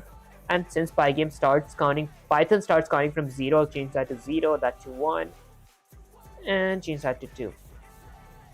Okay, now I go all the way down around here. Okay, after I blip that on my screen, I'll go with the if statements. Let's see. If game underscore 1, if I won the game, I'll do something. Let's see, what am I gonna do? Oh, I forgot to read. I didn't read the text. Hey bro, I'm here too. How are you doing, outsider? I appreciate you joining this stream. And guys, I feel this chat is like way too small. Gotta maybe increase the size. I literally had like my phone open here with the chats on. I still couldn't see it. Okay, that aside, let me go all the way up here. Genial. Guys, did I pronounce that correct? Okay, let's see. Let me go there. Alright. So let me say if my game.game underscore 1, if I have won a game indeed, I'll go with my, let's see, pygame.mixer.stop. This basically stops all the background noises. Maybe I'll add a comment that says stops all background noises. Might go with sounds. That would sound much better. Sounds. Stops all background sounds. Okay, and then I'll play my Pygame. Actually, not Pygame. I'll go with my game 1 channel. So game underscore. What was the name of my variable? Windscreen channel. Okay, windscreen channel dot the play function. I want to play. Let's see. My windscreen sound effects. Okay, perfect. Now let me do the same thing for my lose screen as well. Let me go with else if game underscore lost. If I lost a game, I'll blip my lose screen as lose screen UI. Excuse me, guys, at the given depth of 0 and 0. Okay, did I add an extra pair of parentheses here? If game underscore lost. Oh wait, never mind, my bad, guys. I'll go with screen.blit. I want to blit something on my screen. What do I want to blit? I want to blit my lose screen UI at the given depth of 0 and 0. Okay, and then I would need a lose screen text as well, like a text on my screen if I lost. So I'll go with, let's see, lose underscore text. I'll set that equal to pygame dot lose text is going to be equal to my lose text font dot the render function. I want to render, let's see, let me render a text. The text is going to be something like you lost exclamation. Press R to play to restart. Okay, and then my entalysis, if that's how we pronounce it, let me just go low here, zoom in. My entalysis is going to be set to true and my color is going to be black. Okay, zoom out a bit. Alright, perfect. And then let me go ahead and add a if statement. Before I add a if statement, let me blit my loose text on my screen. So I'll go with screen.blit. I want to blit my loose text. There we go, at the given depth of 0 and 0. Now let me add a if statement. So if my let's see, if my game underscore lost, if I did lose a game, I'm going to be doing something. I'll go with pygame.mixer.stop. This is going to stop all the background noises. I'll add a comment that says stops all background noises. So if I lose or sounds, Okay, stops all background sounds, and then let me go ahead and add my loose screen channel dot the play function. I want to play my loose screen sound effects. There we go. Okay, that's basically it for my game win and game loss logic. Lastly, let me add a else clause here, and under my else clause, maybe I add a space here just so it looks good.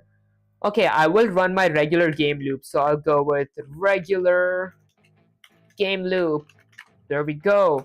Okay, so this is my regular game loop. For my regular game loop, what all would I need? Firstly, I would need a collision detection for my player and my whatchamacallit. That password now. Okay, I'll need a collision detection for my player and my coins. So I'll go with collision detection for player and actually I might go with I might uppercase that and coins. Okay, perfect. Instead of pass here right now, I'm gonna go ahead and create. Actually, before I create offsets, since my whatchamacallit coins object is in a list, I'm going to be iterating over it. So I'll go with for every coin in my game object. Let me zoom in a little. Dot my coins object inside of my game object at index of colon.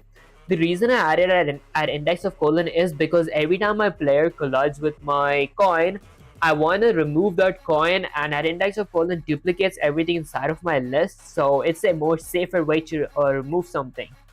Okay, so for every coin in my game.coins, I'll create offsets. So offset underscore x-axis. Why am I creating offsets? Since I am going to be using pixel perfect collision, they do require pixel perfect collision does require having offsets, so that's where offsets come in use. Okay, so offset underscore x-axis is going to be equal to my coin dot rect dot x-axis, my coins x-axis minus my game object dot my hero object inside of my game object dot rect, my hero's rex x-axis. Okay, and then let me go ahead and create an offset underscore y-axis. My offset underscore y-axis is going to be equal to my coin object dot rect dot y-axis, my coin's y-axis minus my game object dot my hero object inside of my my hero object inside of my game object dot rect dot y-axis. Okay, next up, let me go ahead and create an overlap variable to check if a overlap did happen. Let me go ahead and add a condition. So my game object dot my hero object inside of my game object dot mask, my hero's mask dot the overlap function, my coin object dot rect dot mask, my bad guys, at the given offset of offset underscore x-axis and offset underscore y-axis.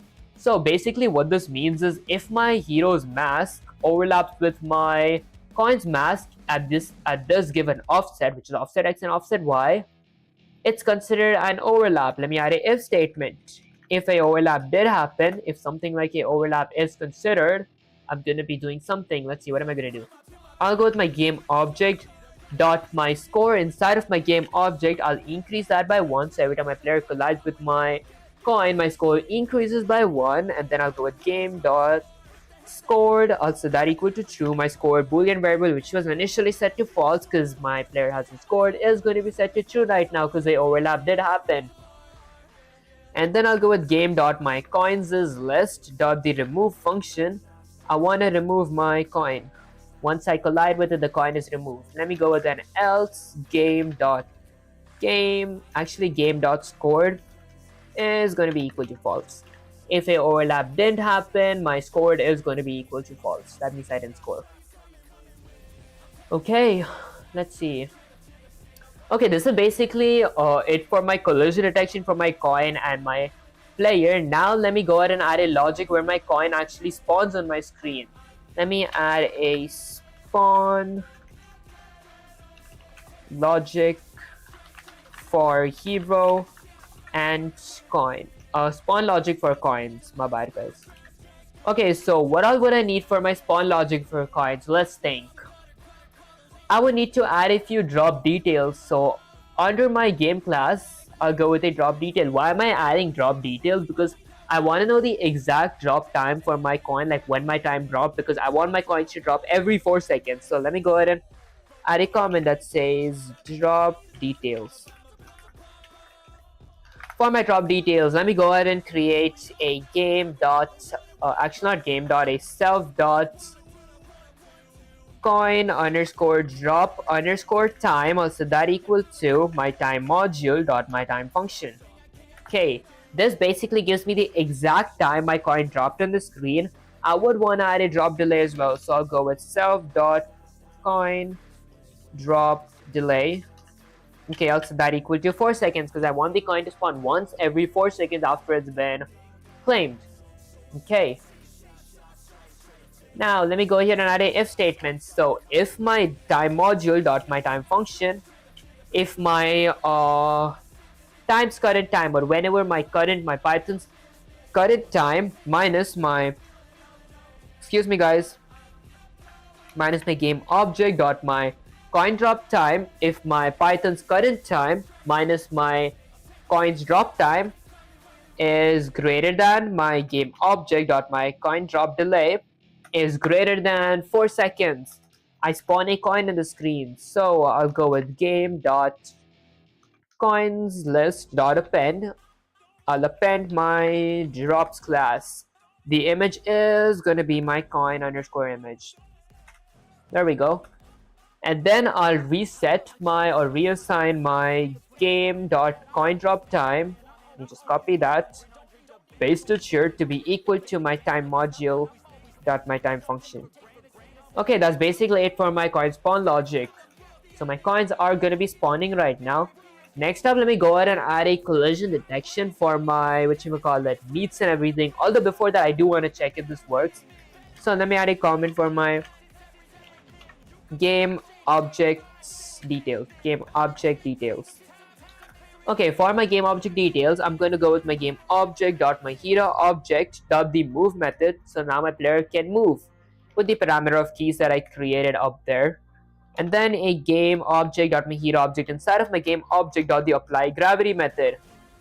This applies gravity to my player. That was basically all the details that my player needed. Now let me go ahead and add details for my my skeletons. I'll go with game dot skeleton object dot automate, that automates my skeleton. A game dot dragon object dot automate, that automates my dragon object. Next up, let me add a comment for graphics. Okay, this is where I'm going to be drawing my players. So I'll go with my game object dot my hero object dot draw. I draw my hero object. I'll go with game object dot skeleton object dot draw. I draw my skeleton object. Let me go with my game object dot my dragon object dot draw. I draw my dragon object. Next up, let me go ahead and draw my coins on the screen. Since my coins is a list, since my coins object is a list, I'll go with for every coin in my game object dot my coins object that iterates over my coins object, I'll go with my coin dot draw. This draws every individual coin that spawns in the screen. Okay.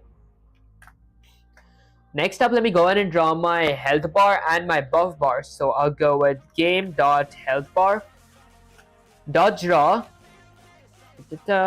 With this, I draw a health bar on the screen. And now for my buff bar, let me go with the if statement. If my game dot buff bar dot activate, only if my buff bar's activate is set to true, I'll go with game dot buff bar game dot buff bar dot draw. Only if my buff bar is activated, I'm going to be drawing my buff bar.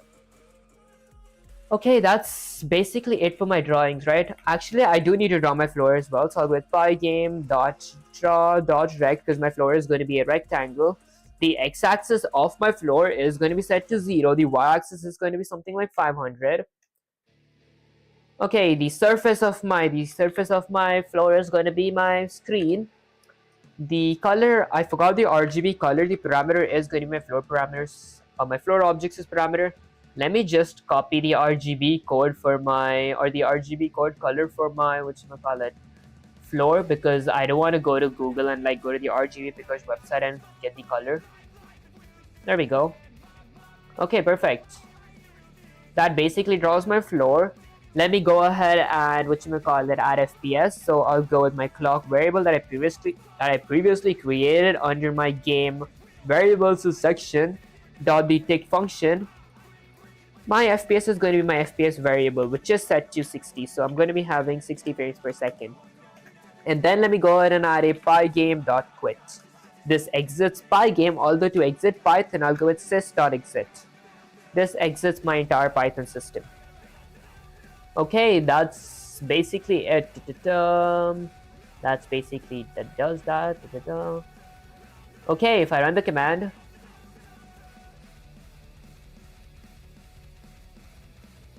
okay, I forgot to go with a display.flip. My bad, guys. No wonder nothing was showing. Let me go ahead and do a pygame.display.flip. This basically updates my display. Although pygame.display.update would work exactly the same. Flip is just smaller to type. There we go. Okay, a coin just spawned under me. Okay, why does it say oh wait, how much score do I have? How much score did I set up here for my win? If it's greater than or equal to 10, there we go. Okay, so there are my NPCs. If I hit my NPC, I do my collision sound. Okay, if I lose, I gotta change my skeleton's position. He's too high. You lost, press R to reset. Let me just fix my location here as well. I want to split this to be around, let's see. Let's say 250 by 40. There, now if I run the command.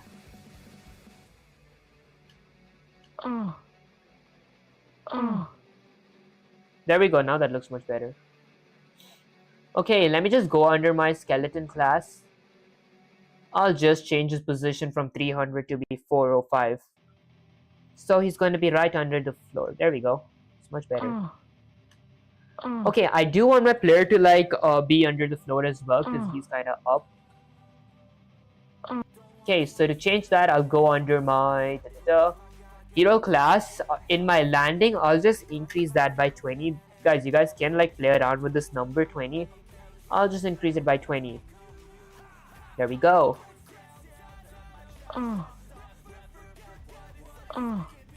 Okay, perfect. By the way, guys, I am the voice actor of that side. Okay, that is pretty good. Honestly, I might add a trap method for my player as well because I don't want my player to like exit the window. Like right now, if my player can exit the window and that's not something that I want, like he can just exit off the window. I don't want that. So let me go here and add a trap player in window as well. I'll add that with my apply gravity. Honestly, after my move method, I will trap my player here. So I'll add a comment that says trap player in window. This is going to trap my player in window. To trap my player in window, I'll go with self.rect.x-axis. I'll set that equal to max. Max is going to be 0. And min is going to be, let's see, the reason my max was 0 is because my player can't go like beyond 0, beyond the left side of the wall. Now for my right side, I'm going to go with my self.rect.x-axis, my player's current x-axis, 1000, my displays my window size, minus self.rect.width, my player's width. There we go. Okay, and this isn't going to be a function. I don't need a pair of parentheses here. There we go. That basically limits my player from exiting the screen to the left and to the right. Let's see. There we go. My player can exit to the left or right, although there is some extra space capture like here. I can go like beyond this location as well, like right there. Let me add few changes. So instead of going with 0, I'll change that to be negative 50. Now I will be able to go more to the left. Okay. Maybe I'll change that to negative 40. Because I want my health bar to be seen as well. Okay, I guess negative 35 would be perfect. Okay, now if I run the command. There we go, that's perfect. Now for the right side, let me do the same thing as well. Instead of keeping this 1000, I'll go with 1000, I don't know, 1080. Okay, let's see. That lets me go 80 pixels more to the left. There we go, that's actually perfect. Okay, now let me focus on the y-axis. So let me go with self.rect.y-axis. Also, that equals to max, which is going to be something like 0. Min is going to be my self.rect.y-axis, comma. Let's go with 650. My Windows vertical window size, my Windows height minus my self.rect.height, my player's height. Okay, and instead of 0, I will change this to something like negative 50. So now my player can go higher. Okay, that's way too high. I'll change it to be something like negative 40. Maybe negative 30. I think negative 30 should do the trick. Okay, negative 20. Guys, this is just to play around with. This is just for visuals. There, that's perfect. Okay.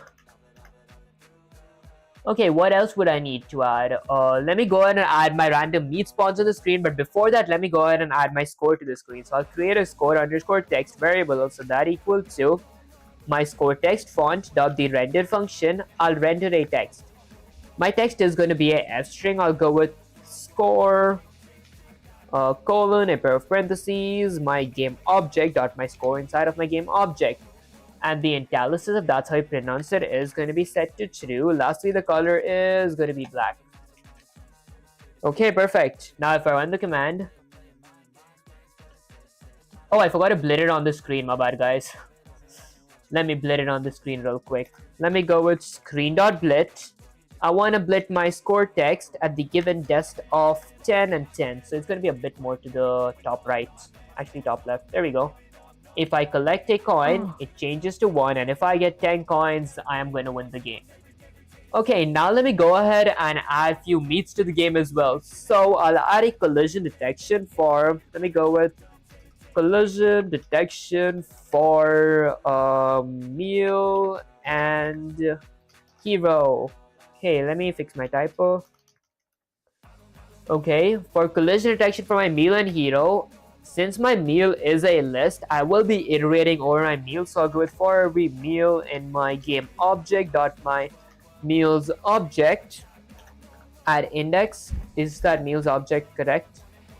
Okay, dot my meats object at index of colon. The reason I added at index of colon is because at index of colon duplicates everything inside of my list. And the reason I want to duplicate stuff inside of my list is because it makes it safer to like remove stuff from my list, because I am going to be removing the meat once my player collides with it. So let me go ahead and create offsets. Why am I creating offsets? The reason I'm creating offsets is because offsets is necessary for pixel perfect collision. So let me go ahead and create offsets. So I'll go with meal.rect.x-axis minus my game object.myHero object inside of my game object.rect.x-axis. Then I'll go with offset underscore y-axis. I'll set that equal to my meals object.rect.y-axis minus my game object.myHero object inside of my game object.rect.y-axis. Okay, and then I create overlaps. So basically, overlap is when my player overlaps with my meets image. That's going to be considered overlap. So I'll go with my game object.myHero object inside of my game object.mask my hero's mask dot the overlap function if my hero overlaps with my meets.mask with my meets mask at the given offset of offset underscore x-axis and offset underscore y-axis. That is going to be considered a overlap, and I will change that to meal. There we go. Okay, now let me add a if statements. If a overlap did happen, I'll do a bunch of things. Let me go with my let's see, my game object dot my health bar object dot the heal method. I'll heal my hero's HP or my health bar's HP by 20. Okay, and then I'll go with my game object dot my meals object dot the remove function. I want to remove my meal. Okay, perfect. Honestly, that's pretty much it for collision detection for meal and hero. Although I would have to spawn the meats as well in my screen. So let me go ahead and do that. To spawn my meals, I'll go with a comment that says spawn meals Spawn logic for meal sounds much better. Okay, for my spawn logic, since I am going to spawn my meals randomly across the screen, I would want to know the exact drop time my meal spawned. I mean, since I want to like spawn my meat after a certain amount of time, I'll need to know when it's dropped. So let me go with self dot meat dot drop underscore time. Let me change that to an underscore as well. So self.meDropTime was that equal to time module.the time function. Basically, what the time module's time function does is it gives me the exact time my meal spawned on the screen, and then I'll add a self.meat underscore drop underscore delay. I'll set that equal to 14 seconds. A meat is going to drop in the screen once every 14 seconds. Let me go all the way down now, right here. I'll add a if statement. If my time module dot my time function, if my Python's current time minus my game object dot my meat drop time is if my time module minus my meat drop time, which is set to time dot time. So when my meat drops, that's considered my meat drop time. So if my meat dropped at 5 seconds or like at this much time, and that time is apparently greater than my game dot meat drop delay. If my meat has dropped and that time is more than my meat drop delay, which is 14 seconds, I am going to be spawning another meat on the screen. So I'll go with my game object dot my meats object dot append. I'll append my drops class and my drops class, and the image is going to be my meat underscore image. There we go.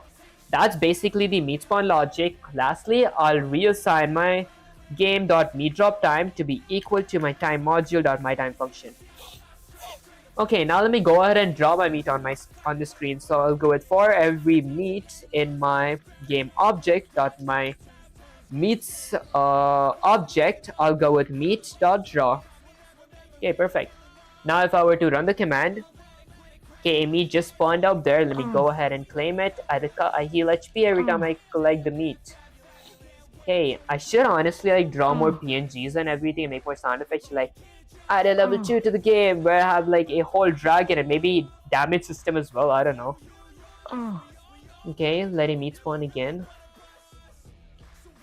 I mean, let me actually check if the win logic works. Need 4 more coins. Before that, I do need a meat to spawn. Like, there we go. Okay. I need another coin. There we go, I win. Okay, perfect. So the meat logic works. Let me go ahead and add a buff bar logic as well. Am I audible?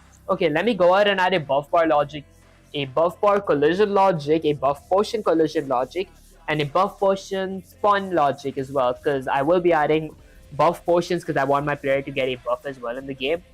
So let me go ahead and add a comment that says collision logic or collision detection for buff, excuse me guys, potion for buff potion and hero. Okay, so for my collision logic, since my buff potion is a list as well inside of my game object, I'll iterate over it. For every buff underscore pot in my game object dot my buff pots object inside of my game objects at index of colon, and the reason I am adding at index of colon is because at index of colon duplicates everything inside of my list. The reason I want to duplicate everything inside of my list is because I'm going to be removing the stuff from my list, and having it duplicate makes it more safe to remove stuff. Okay, I iterated over my game.buff pots. Now let me go ahead and create offsets. The reason I am creating offsets is because we need offsets for pixel perfect collision.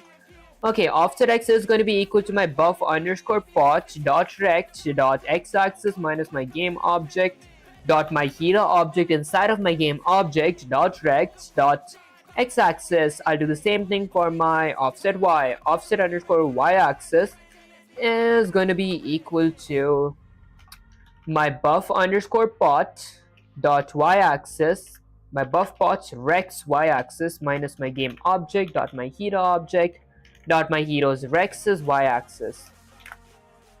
Okay, that's basically it for my offset y. Let me go ahead and create an overlap variable as well to check if a overlap did happen. I'll set that equal to my game object dot my hero object dot my hero's mask. So if my hero's mask dot overlap, if my hero's mask overlaps with my let's see, my buffpot's mask, buffpot dot mask at the given offset, which is going to be in a tuple of my offset underscore x-axis and offset underscore y-axis. There we go, if you guys couldn't see it. That's going to be considered a overlap. Let me just delete that. Go to a new line, zoom in. Now let me go ahead and add a if statement. If a overlap did happen, if overlap, there we go. If a overlap did happen, I'm going to be doing a few things. This time, let me go with my game object dot my buff bar object, buff underscore bar object dot activate buff. I'm going to be activating my buff, and how much buff do I want to activate? I want to activate 100 buff. My player gets 100 buff. Okay. Then let me go ahead and add a game dot let's go with buff pots dot remove. I want to remove my buff pot. Okay, perfect. That's honestly basically it for my collision detection for buff pot and hero. Let me go ahead and add a spawn logic for my buff pots now. So I'll go ahead and add a spawn logic for buff pots. There we go. I think it would look better if this was like all uppercase buff potions. Okay, for my spawn logic, inside of my game class, let me go ahead and let's see. Under my drop time delay, I'll go with a self dot buff underscore potion underscore drop underscore time. Also that equal to my time module dot the time function. Okay, and then let me go ahead and add a self dot buff pot drop delay. And instead of keeping this potion, I'll change that to pot so it's like shorter. Okay, so buff pot drop delay is going to be equal to 20 seconds. A buff potion will spawn in the screen once every 20 seconds.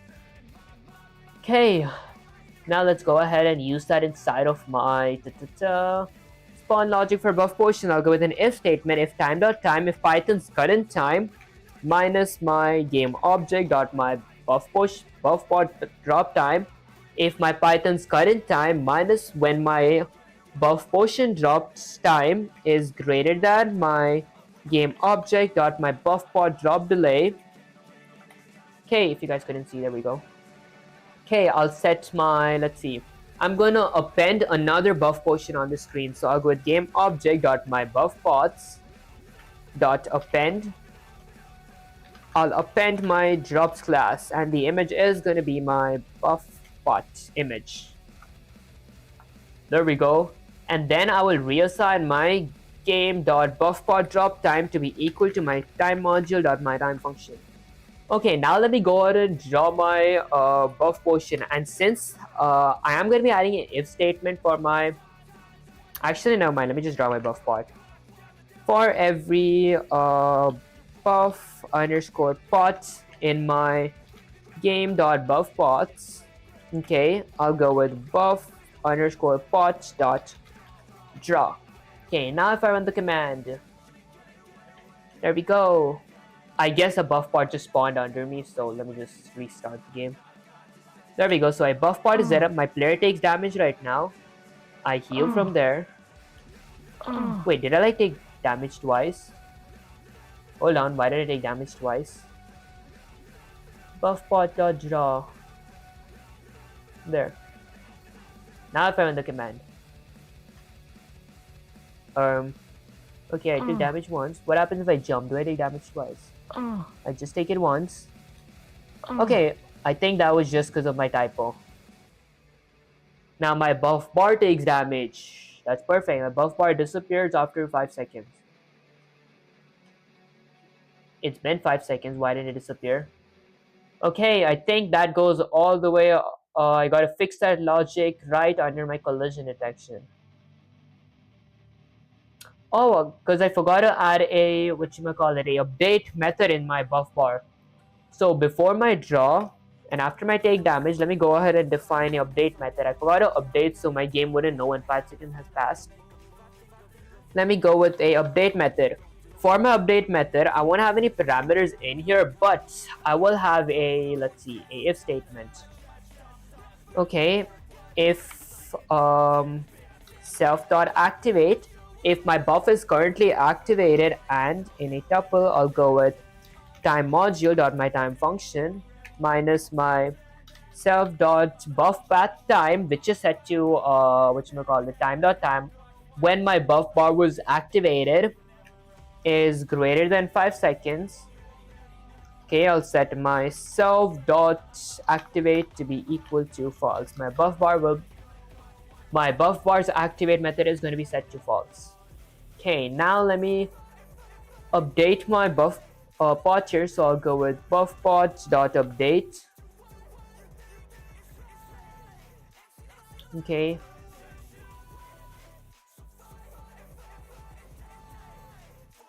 Okay, that goes right under here. So I'll go with my game.buffbar.update. I update my buff bar. Alright, perfect. Now let me go ahead and pick a buff potion. It takes damage. After 5 seconds, it is going to disappear. There we go, it disappears. Okay, perfect. Let me go ahead and add a few sound effects as well. So after my collision with meal, I'll go with eating meat sound effect dot play. If I run the command, I'm gonna hear the sound effect once I eat a meat. There we go. Let me add one for my collecting coins as well. Do I have a collecting coin sound effect? I don't. Let me go ahead and load my sound effect for collecting coins. Let me go all the way up here.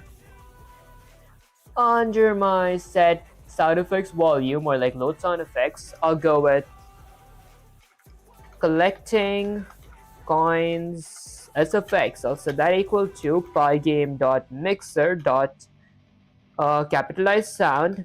The file path is going to be game item followed by 2 forward slashes followed by SFX, 2 more forward slashes, collecting coin sound effect, and I will set a volume. So I'll copy that, paste it here.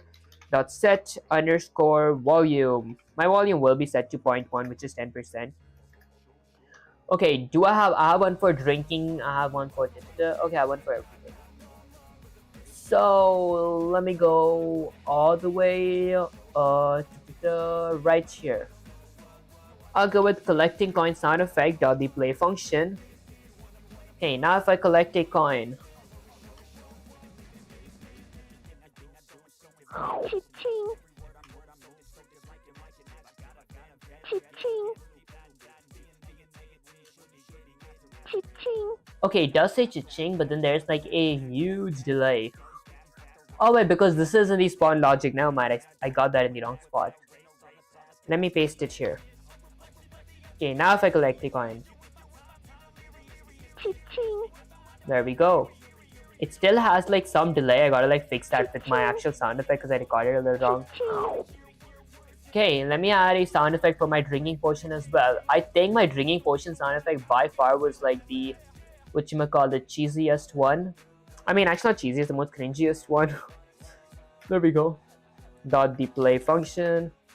If I would run the command,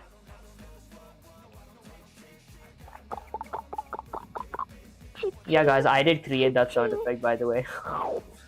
Okay, that's honestly perfect. Let me go ahead and load my skeleton sound effect as well, so my skeleton makes a sound as well. Let me go with skeleton sound effect here. Skeleton SFX equals to pygame.mixer.capitalize sound. My sound type or my file path is going to be game items followed by 2 forward slashes followed by SFX, 2 more forward slashes, my skeleton voice, and I will set the volume as well. The volume is going to be set underscore volume. My volume will be 0.1, which is 10%. Let me go all the way down. String sound.play, where's my skeleton? Okay, so under my overlap, I want my skeleton sound to play every time I overlap with my skeleton. So let me go with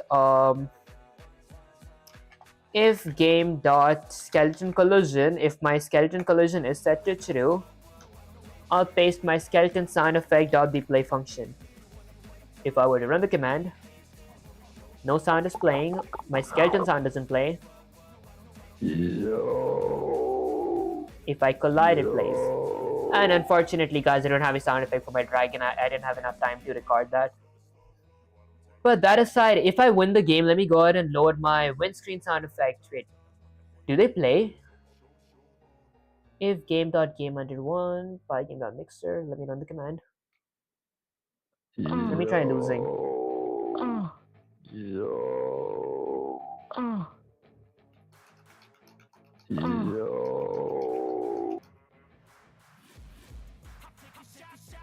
Okay, no sound plays. What happens if I remove that? Okay, let me change that to be 1 for now. Let me collect a coin.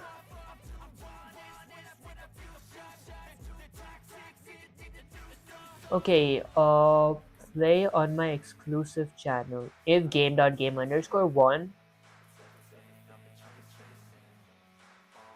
Okay, what happens if I just go with the Control-0 quick? What happens if I just remove that? Go with a Shift tab. Okay, now if I win the game, wait, hold up, let me just change that to 1. Okay, now if I run the command.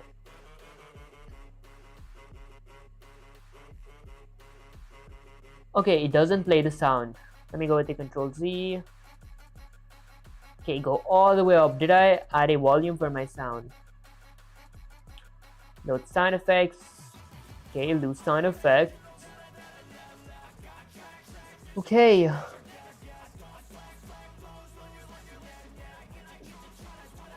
Let me scroll all the way up here.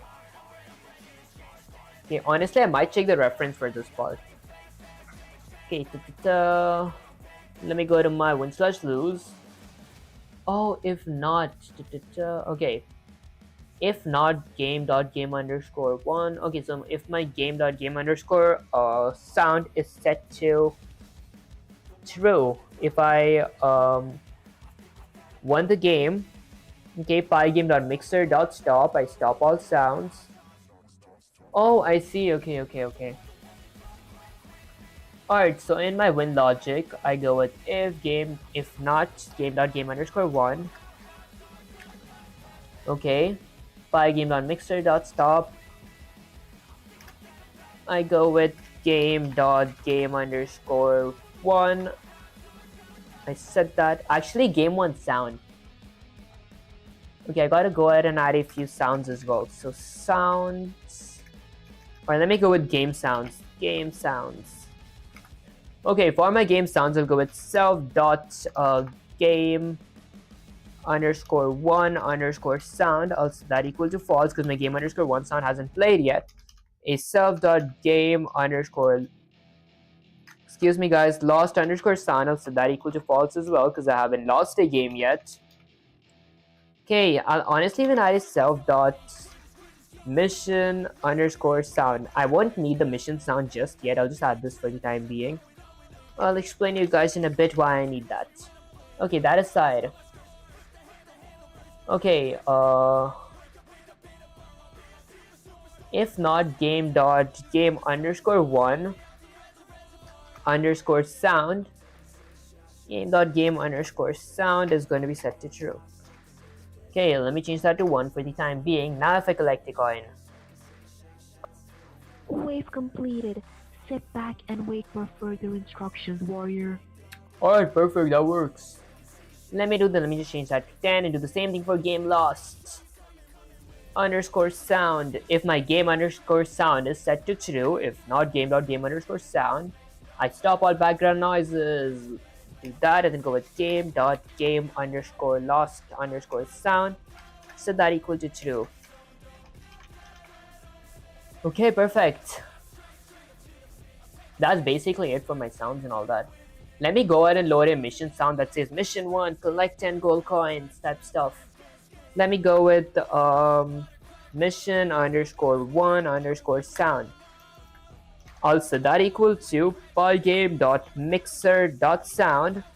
I'll give the file path. The file path is going to be game items followed by 2 forward slashes followed by sfx, 2 more forward slashes, my game 1 sound. Actually, not game 1 sound, my mission 1 sound. And I will set a volume as well. Let me copy that. Paste it here, .set underscore volume, which is going to be set to 0.1. Okay, and then I might actually add a specific, channel for it. So I'll go ahead and add a mission underscore 1 underscore sound, mission 1 channel. I'll set that equal to pygame dot capitalize channel. This is going to be my channel number 2. Now let me go all the way down here under my game loop. Under my is underscore running, I'll create a mission underscore active boolean variable. I'll set that equal to false because my mission hasn't been activated yet. Okay, and now let me go ahead and add a if statement after my collision flag right here. Okay, because my win/lose logic goes inside of my mission 1 logic, I'll go with a if statement. Okay, I'll go with something like if not mission 1 active, if my mission 1 active is set to true, I'll go with let's see, mission 1 sound. Actually, if not mission 1 active and not mission 1 sound, if both of them are set to true. Actually, if my mission 1 is set to false, because my mission, okay, if my mission hasn't started yet and my mission 1 sound is set to true, I'll go with pygame.mixer.stop. This is going to stop all my background noises, stops all background, am I audible? Okay, background noises or background sounds, it's honestly the same thing. Okay, stops all background sounds. I'll go with my mission 1 sound channel dot play. I'll play my mission 1 sound. Okay, mission 1 sound effect. This is going to be mission 1 sound effect. Okay, didn't I go with sound effect when I loaded my SFX? Mission 1 SFX. This is going to be SFX as well. Okay, there we go. Now if I go all the way down and not game dot mission 1 sound. Okay, I'll go with mission 1 sound effect dot play. Alright, perfect. That's like basically it. What happens if I run the command? Okay, line 67 index error. Okay, let's check line 67. Right here. Okay, this is going to be my channel number 2. Pygame.channel. Okay, what happens if I remove the channel? It won't play in its exclusive channel though. I'll just go with mission 1 sound effect.play. Huh.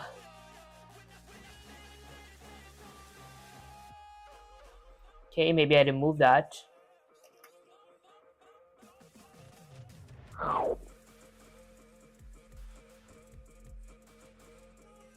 Okay, honestly, I might check the reference code for this part. Although I am pretty, Okay, let's see. Let me go with a bunch of Control Z's real quick. Okay, maybe add that. Okay, might check the reference code for this part, guys. This is a little new part to me. Okay, so mission 1 active, I go with outside my event loops for loop. If not game dot mission 1 sound, my mission 1 sound hasn't been played yet. Stop all background noises, do that. That part was correct. If game dot mission 1, okay, and not mission 1 sound channel dot get busy. Oh, I forgot this part. Mission 1 active equals true. Okay, I see. So let's do that. Let me go with if not mission 1 active, mission game dot mission 1 sound. If not game dot mission 1 sound. If my mission 1 sound is set to true, I stop all background noises and I play my mission 1 sound. Game dot mission 1 sounds equals to true. If I run the command, invalid. Okay, let me go ahead and add another if statement. This goes outside my for loop.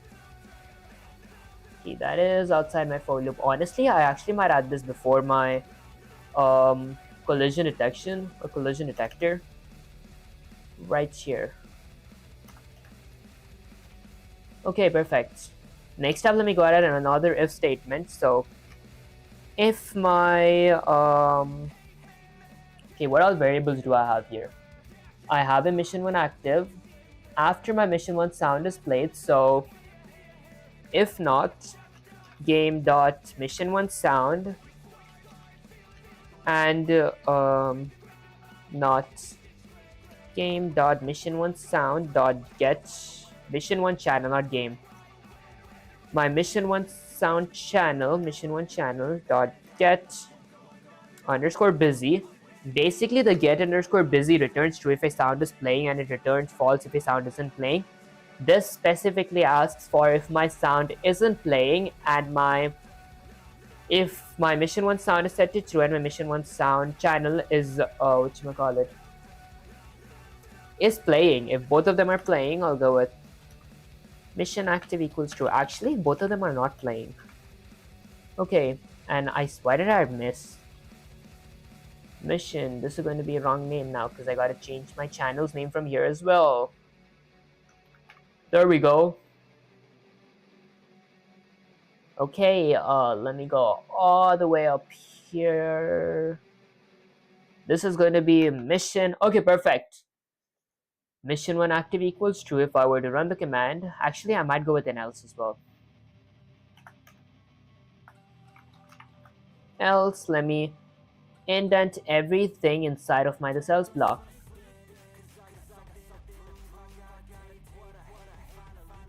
Okay, everything including my graphics right there. Tab.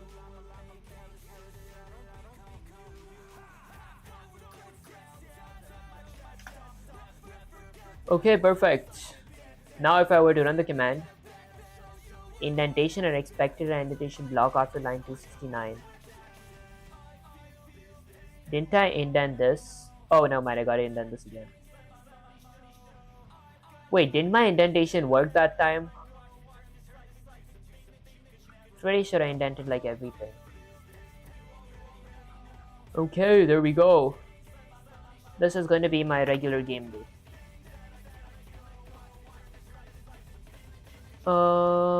Index error invalid channel, line 67.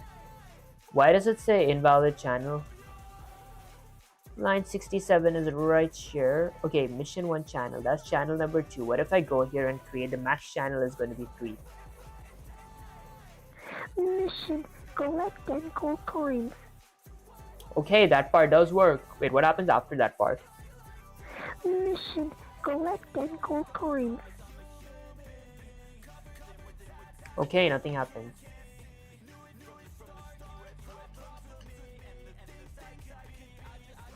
Okay, I see. Let me go all the way down.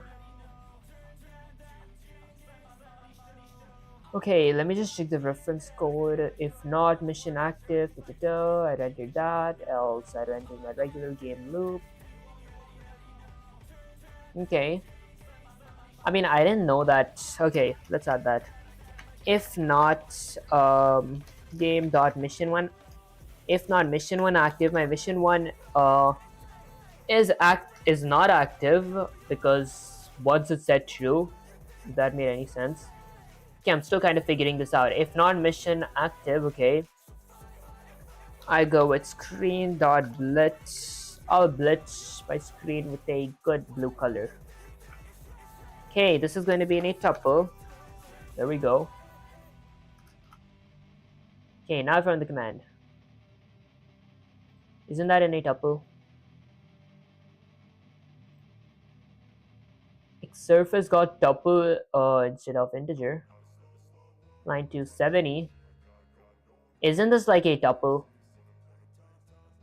Okay, let's go with again. Let's try that again. Screen dot blitz. I want to screen dot film. My bad, guys. Okay, I am a little exhausted, guys. That aside. Mission: collect 10 gold coins. Okay, why does it show like a 9 here? Okay. If that, I do this. Else, everything's indented in here.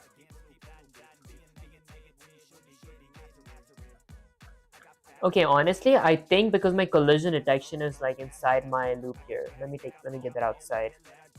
Control C, delete everything there. Actually, never mind, that doesn't make any sense. Okay.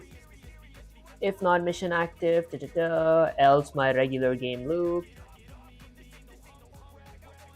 Okay, if mission 1 sound.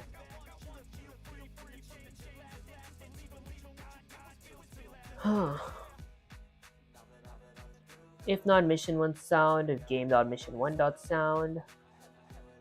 Oh, what happens if I go with game.mission1.sound?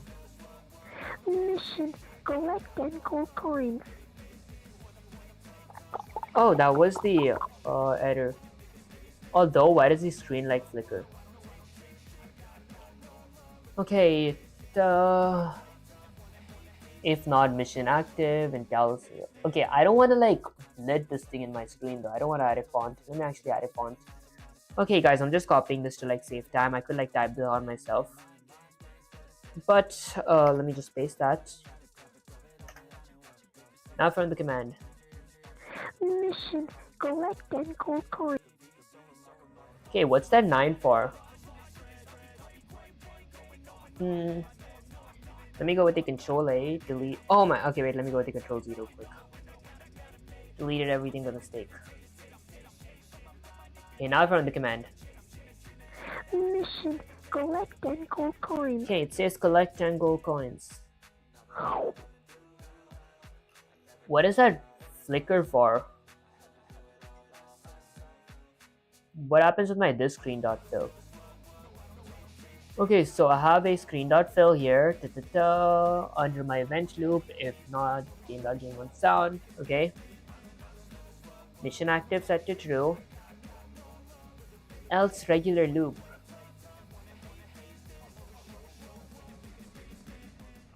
Huh. Mission 1 channel dot get busy. Okay. If not mission active, Okay, screen dot let mission 1 font. Okay, mission 1 text. Instead, I could go with a screen dot blit.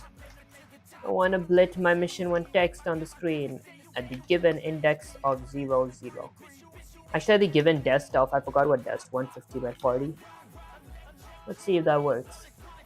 Mission: collect 10 gold coins.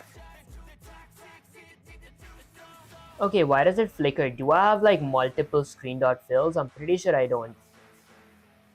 That's the only screen dot fill that I have.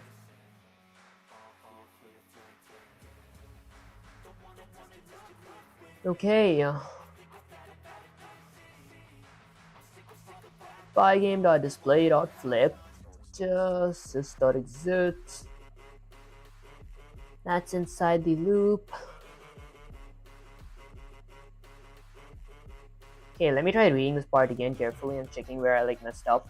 If not, game.mission1 sound. My mission1 sound is currently being played. If that is set to true, I go with I stop all background noises, run the SFX. That part is correct.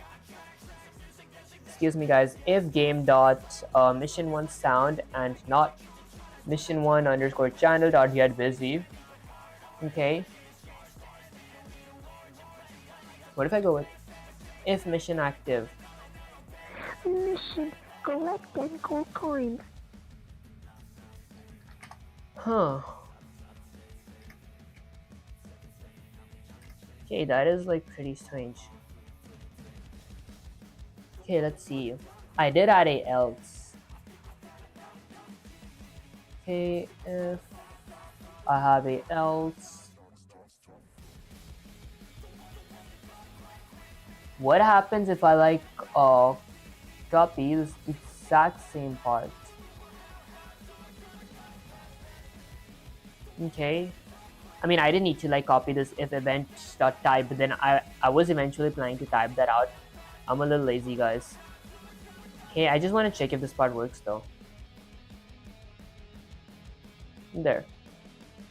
I just gotta change the variable names. Okay, actually I just gotta like de-indent this part. Maybe right there, go with shift tab.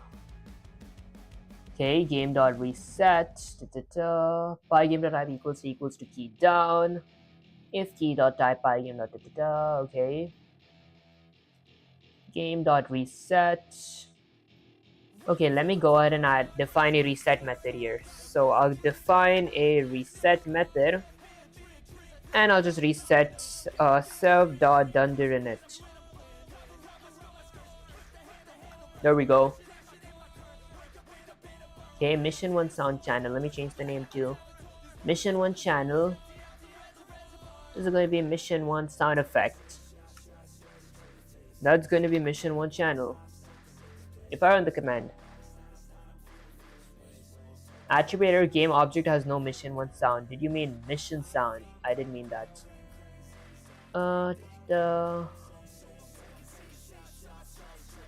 Okay, where's that at? What line was the editor at? Line 268. Mission 1 sound. What was it called? Mission sound. Okay. Let me remove that part. Now if I run the command. Mission collected. Okay, why does it flicker? Okay, let's think. What could I be doing wrong that's making this flicker? If not mission active. Okay, if it flickers, the one that I wrote was correct as well. So let me just go with like a bunch of control Z's. Although before I go with a bunch of control Z's, I will copy this part because I do need this part. Now I'll go with a bunch of control Z's. There. And I might just paste this here. Okay, I'll define a reset method again. Define reset. Okay, I'll go with a self.dunderInit. Okay, now, what could I be missing? While true, I do that event loop. Okay, stops all background noises and plays my mission 1 sound effects. Okay, might be somewhere here under my else. That's where I play that. My win/lose logic. Inside my win/lose logic, I have a else. There we go. That's indented inside my else. Although, was the main idea to have the game loop running there? I don't think so. Okay, my game loop could be here. This is my regular game loop. Although my collision detector doesn't come under my regular game loop. This part, game loop. It's all under my game loop. Mission collect 10 gold coins. Okay. The reason it could be flickering is either because, let's see, screen.fill. What if I like remove my screen.fill? Hold up.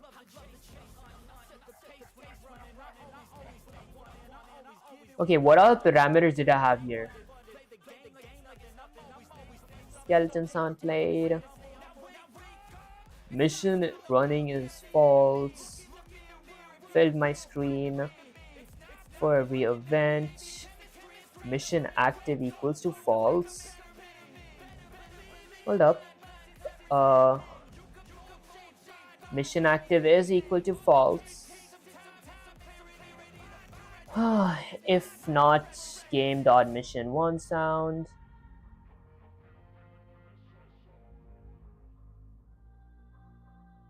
Okay, let's see. Let me change that to 250 by 300. This is just for visuals, guys. Okay, I honestly might have Sensei. Mission, collect 10 coins. What could I be doing wrong here? Do I have another screen dot blit that's flickering this whole thing? Let me try changing this screen dot blit to like something like gray color. Let's change that to something like, I don't know, delete 200 by 200 by 200, a good gray color. Mission, collect 10 gold coins. Okay, that is a good gray color type stuff. Why does it flicker though? Okay, I guess I go with the Control A, Control C, get Sensei here. Oh, I actually didn't use Sensei slash ChatGPT the whole stream actually. Okay, let me actually go here, paste this, add a bunch of spaces and say, Sensei, why does my screen flicker? Okay, let's see. Good, you bought me the full beast code. Now I can exactly see why your screen flickers. The flicker happens because of this section inside of your event loop. If not mission active, Okay, here's the issue. You're calling screen.fill before. Okay. Result every frame the window clears. Blue screen, the fix. If not mission active, my graphics go before my, or even cleaner, always draw the whole world every frame. If mission hasn't been active yet, just draw mission 1. I think I see. I actually think I see. So, let me get my graphics section from here. Just these graphics. I go up. I mean, honestly, I don't think that's the case though.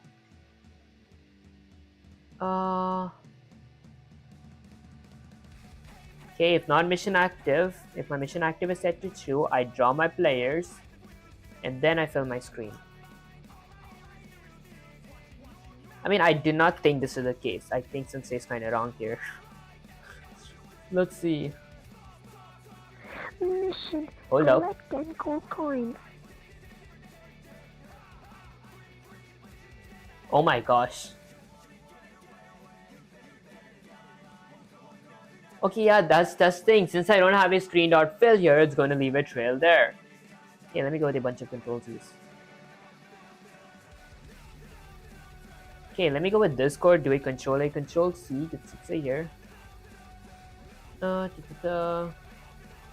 Paste, add a bunch of space and say, Sensei, the method you suggested was wrong. This is the perfect working reference code. It works here. What's the difference between this code and the previous code ? Let's see. Guys, it's almost dark actually. Thinking longer for a better answer. I guess what Sensei thinks I drink some water.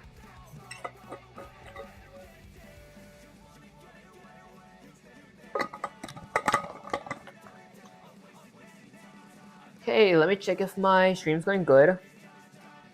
Okay, Twitch stream's going good. Let me check on Kick. Kick stream's going good. Okay, nice. Behave. The big difference, collision handling with persistent flag. Earlier you were applying. Okay. If not overlap. Okay. Honestly, guys, I feel I might check this off stream because I actually gotta go real soon because I do have some college stuff as well. I did want to figure out what happened this stream, but I might actually figure it out off stream if I have any time because I do have college tomorrow. Mission, I mean, that aside, 10 gold coins. Okay, this code, it works perfectly. I might check the difference between the two codes off stream. But I honestly do gotta go like right now because I gotta sleep and wake up early tomorrow. That aside, let me actually go to my main screen. Alright guys, honestly, that was pretty much it. I actually wanted to do way more, but I gotta sleep, and then I even gotta like do some of my homework, do some studying, because I have an exam like I don't know, in a few days or like in a few weeks. I have a practice exam tomorrow at my college. That aside, if you guys enjoyed the stream, don't forget to like, share, subscribe. Like it helps with my algorithm, sharing makes me smile, and subscribing is like a cherry on top. And guys, I did start multi-streaming on Twitch, Kick, and YouTube at the same time. So if you guys haven't followed me already on Twitch and Kick, and you guys enjoy my content, make sure you guys follow me. The link is in the description. And if you guys haven't subscribed to me on YouTube, make sure you guys subscribe to me on YouTube as well. With that said, make sure to join my Discord server as well. The link is in the description and in the pinned comments. And